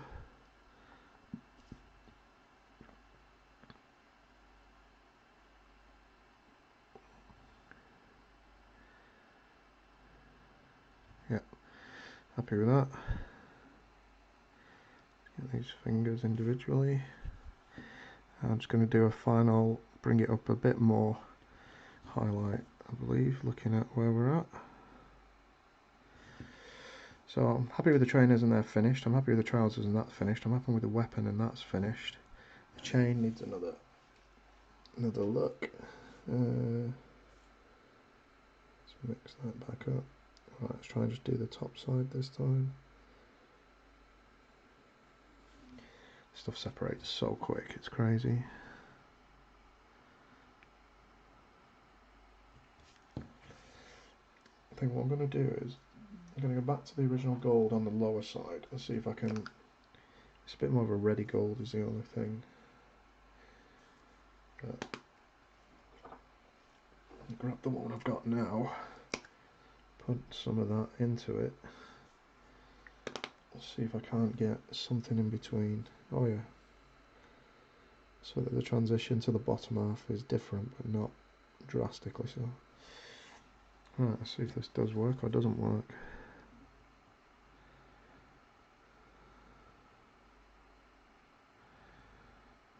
It's not really. It's just about holding the pigment, but not by much. I definitely need some new golds because yeah, I'm not feeling these. That'll definitely be a part of the model I won't be happy with. But rather than get bogged down, because there's nothing I can do about it right now, let's lighten up that brown again and do a final skin layer.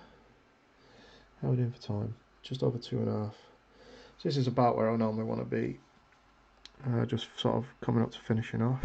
And about 2.5-ish is pretty much what we've been able to regularly achieve.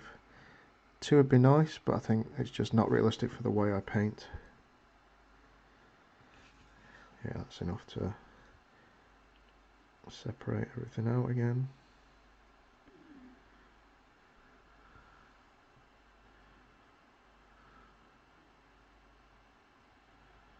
Get that thumb.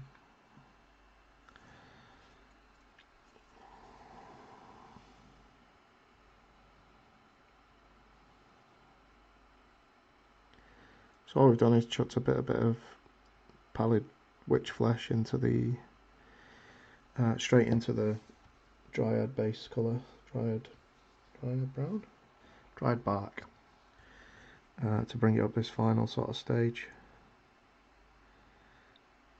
which will be useful for when I need to do all this again soon. And then flare out that nose, touching the cheeks.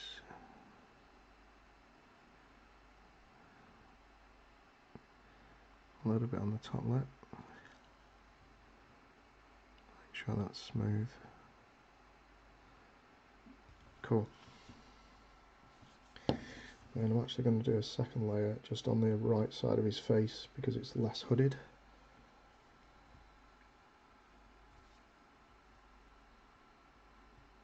Alright, Ralph's going to be doing these this weekend as well, which is cool. I imagine that it means this weekend coming, obviously. Yeah, it'd be cool, Ralph. You'll have to send us some pics when you're done, dude. I'll get them up on the SitRep page. So I'm just doing this sort of half of the face, and making sure it's nice and smooth and out in the open. I'm going to grab some, for the shades, I want to make them pop just a little bit, so I'm going to grab some Stonewall Silver. Once I've shook it properly.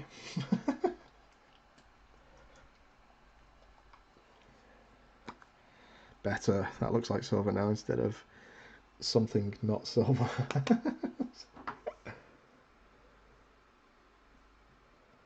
Right, I'm just going to go in on the shades.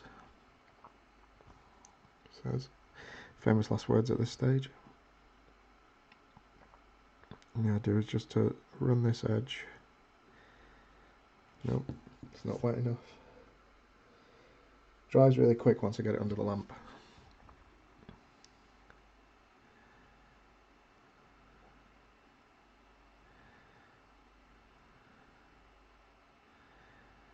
Yeah, that's that side done.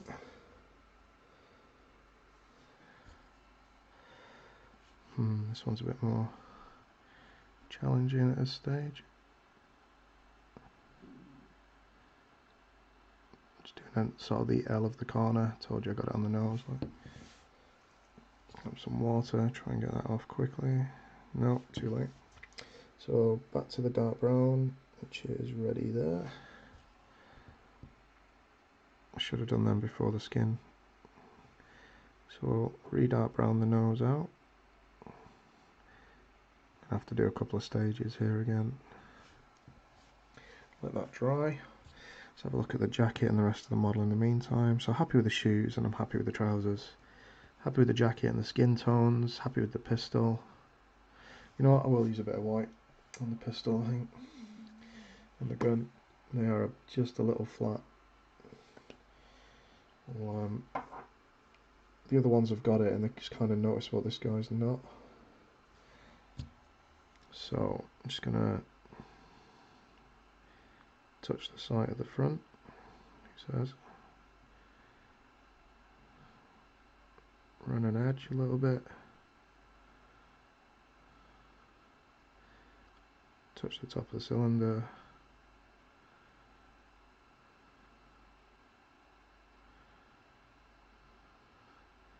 Rear sight. Switch. Edge of the barrel. Front sight. Come down the barrel a little bit. Rear sight, so the hammer. Top of the cylinder.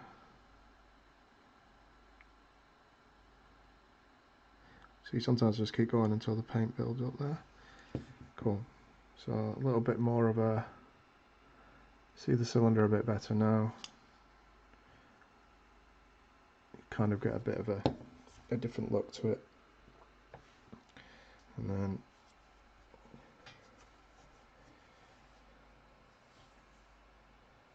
yeah, specs nice pics, that'd be cool. 4 operators with a dog and a Humvee. Oh, cool. What theme did you do the Humvee? Desert or yellow or green or what? Which direction did you take that in? fact, hopefully we'll see soon, so we'll post them.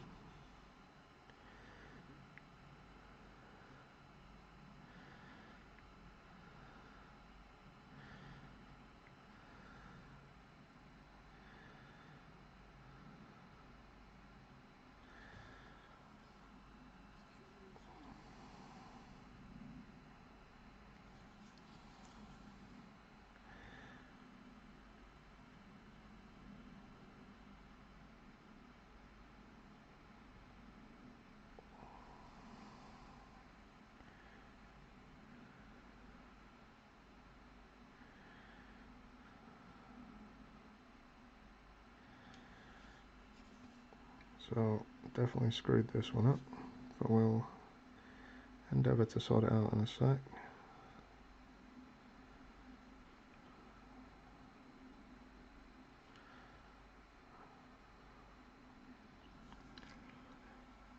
So I'm happy with the pistol, but the AK variant I really didn't have. I had too much on the body of the brush when I tried to do the initial sort of sweep with it, and completely kibosh that.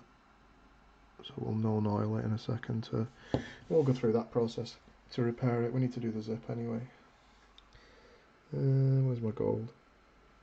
Let's have another look at this.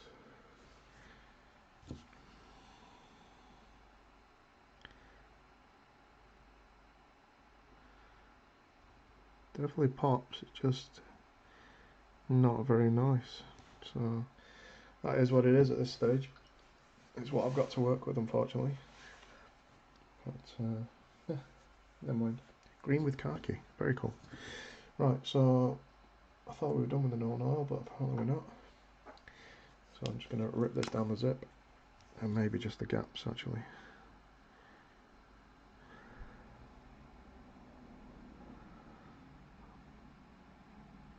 So we're just trying to re-establish the gaps. We've got the underlying lead belcher now as well, which will just make it a little bit off. We'll take away the white essentially that we did, but it gave us the gaps to work with the white.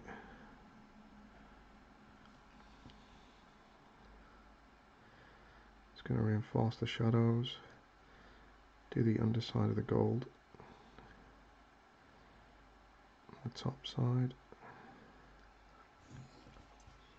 We'll go back to the brown for the nose. Cool, managed to cover most of it, that first layer. Cheek, same recipe as always, cheek, jawline, tip of the nose, to the cheek, and where you can a little bit on the top lip. Happy with that. Right, so when we do screw up on weapons, we can try and repair it with non-oil. So the idea is to do a sweep on the underside in black to bring up any grey that got to that sort of area. And anywhere that's a bit too bright, you just literally go back over it with the full non-oil, and it'll dull it back down, take the edge off, and the white then acts as a grey.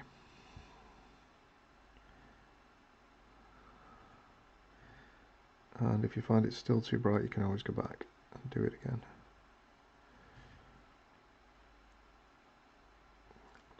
So now I'm just going to take some of the top edge off, make sure nothing pulls where I don't want it to. Cool, that's already back to where I wanted it to be. This is really stark white, so again we're just going to drag the white, hopefully. I can hear a Brew calling me, and a piece of ginger cake that I made today.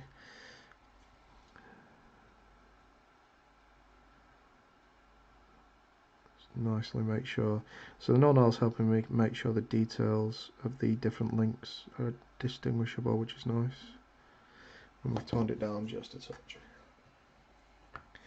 Right, let's have a once over him, we'll see where we're at. So Inside the jacket's slightly off white, which is cool. I'm happy with the t-shirt, hoodie, which is nice and dark. Where's my mouse?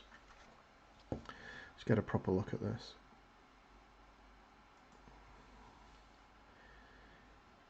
Okay, move that out of the way. We'll get this light in a bit better. Hit the camera, it's always good.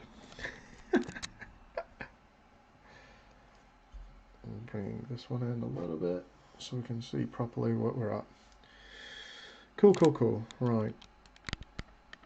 So we have our finished leader. It's got blue khakis, black and white trainers, and a sort of bluey green hoodie. Doesn't show up as much on camera as it will when we take the photo. Grey top. He's carrying AK. You see, we've toned it right down. We've gone back to the greys now, which is really nice.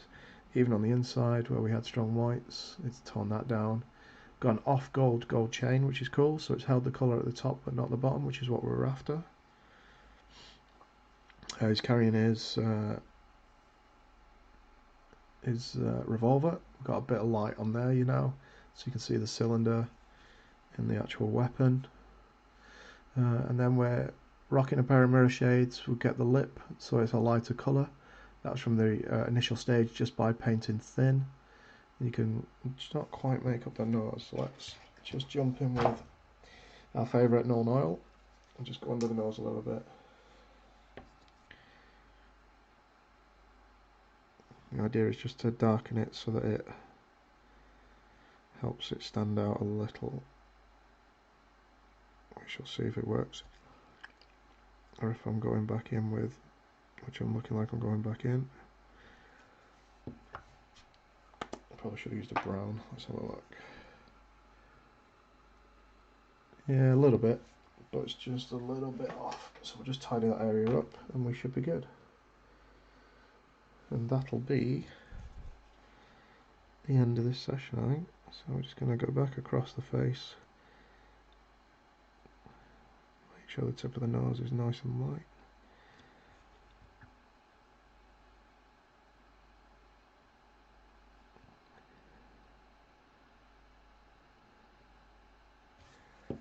See if I can bring that up just a touch.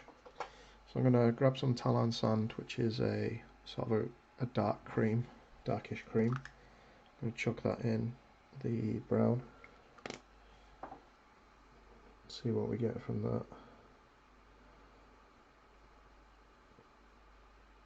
Okay, let's try this again.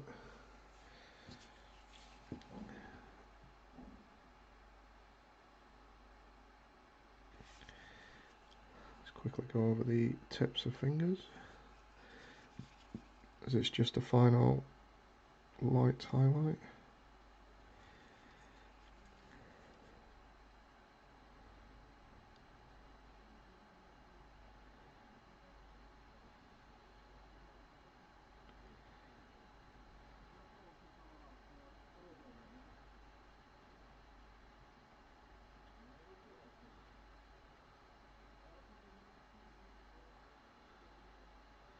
Cool. Yeah, we'll see what it looks like under camera when I take some photos. But it looks fine underneath the lights here. So I think let's just grab one layer of gold again for a finish. It's all about that top layer. So I want the top bit here to pop, as if the light's catching the top side of it.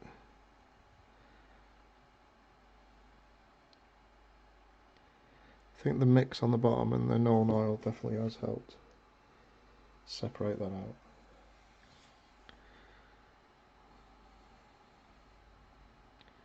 So I want the top of the bottom side as well. Just a touch in the centre.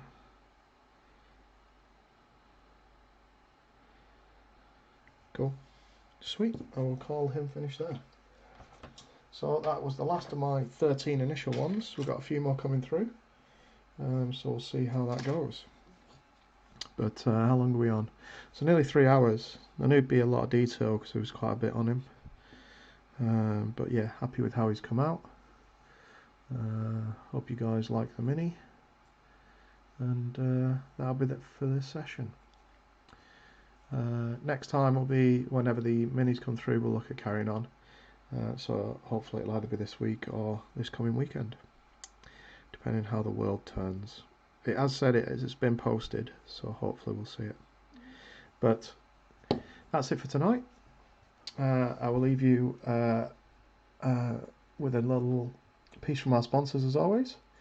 Blacksite Studio for terrain. Without them, that really help us along with getting what we need to do and achieving these sorts of posts and the minis that we do. And for all you out there, stay safe, and I'll catch you with the next one. Take care out there, guys. Bye-bye. Are you looking to become a Tier 1 operator in the gaming world? Elevate your games with Blacksite Studio Terrain.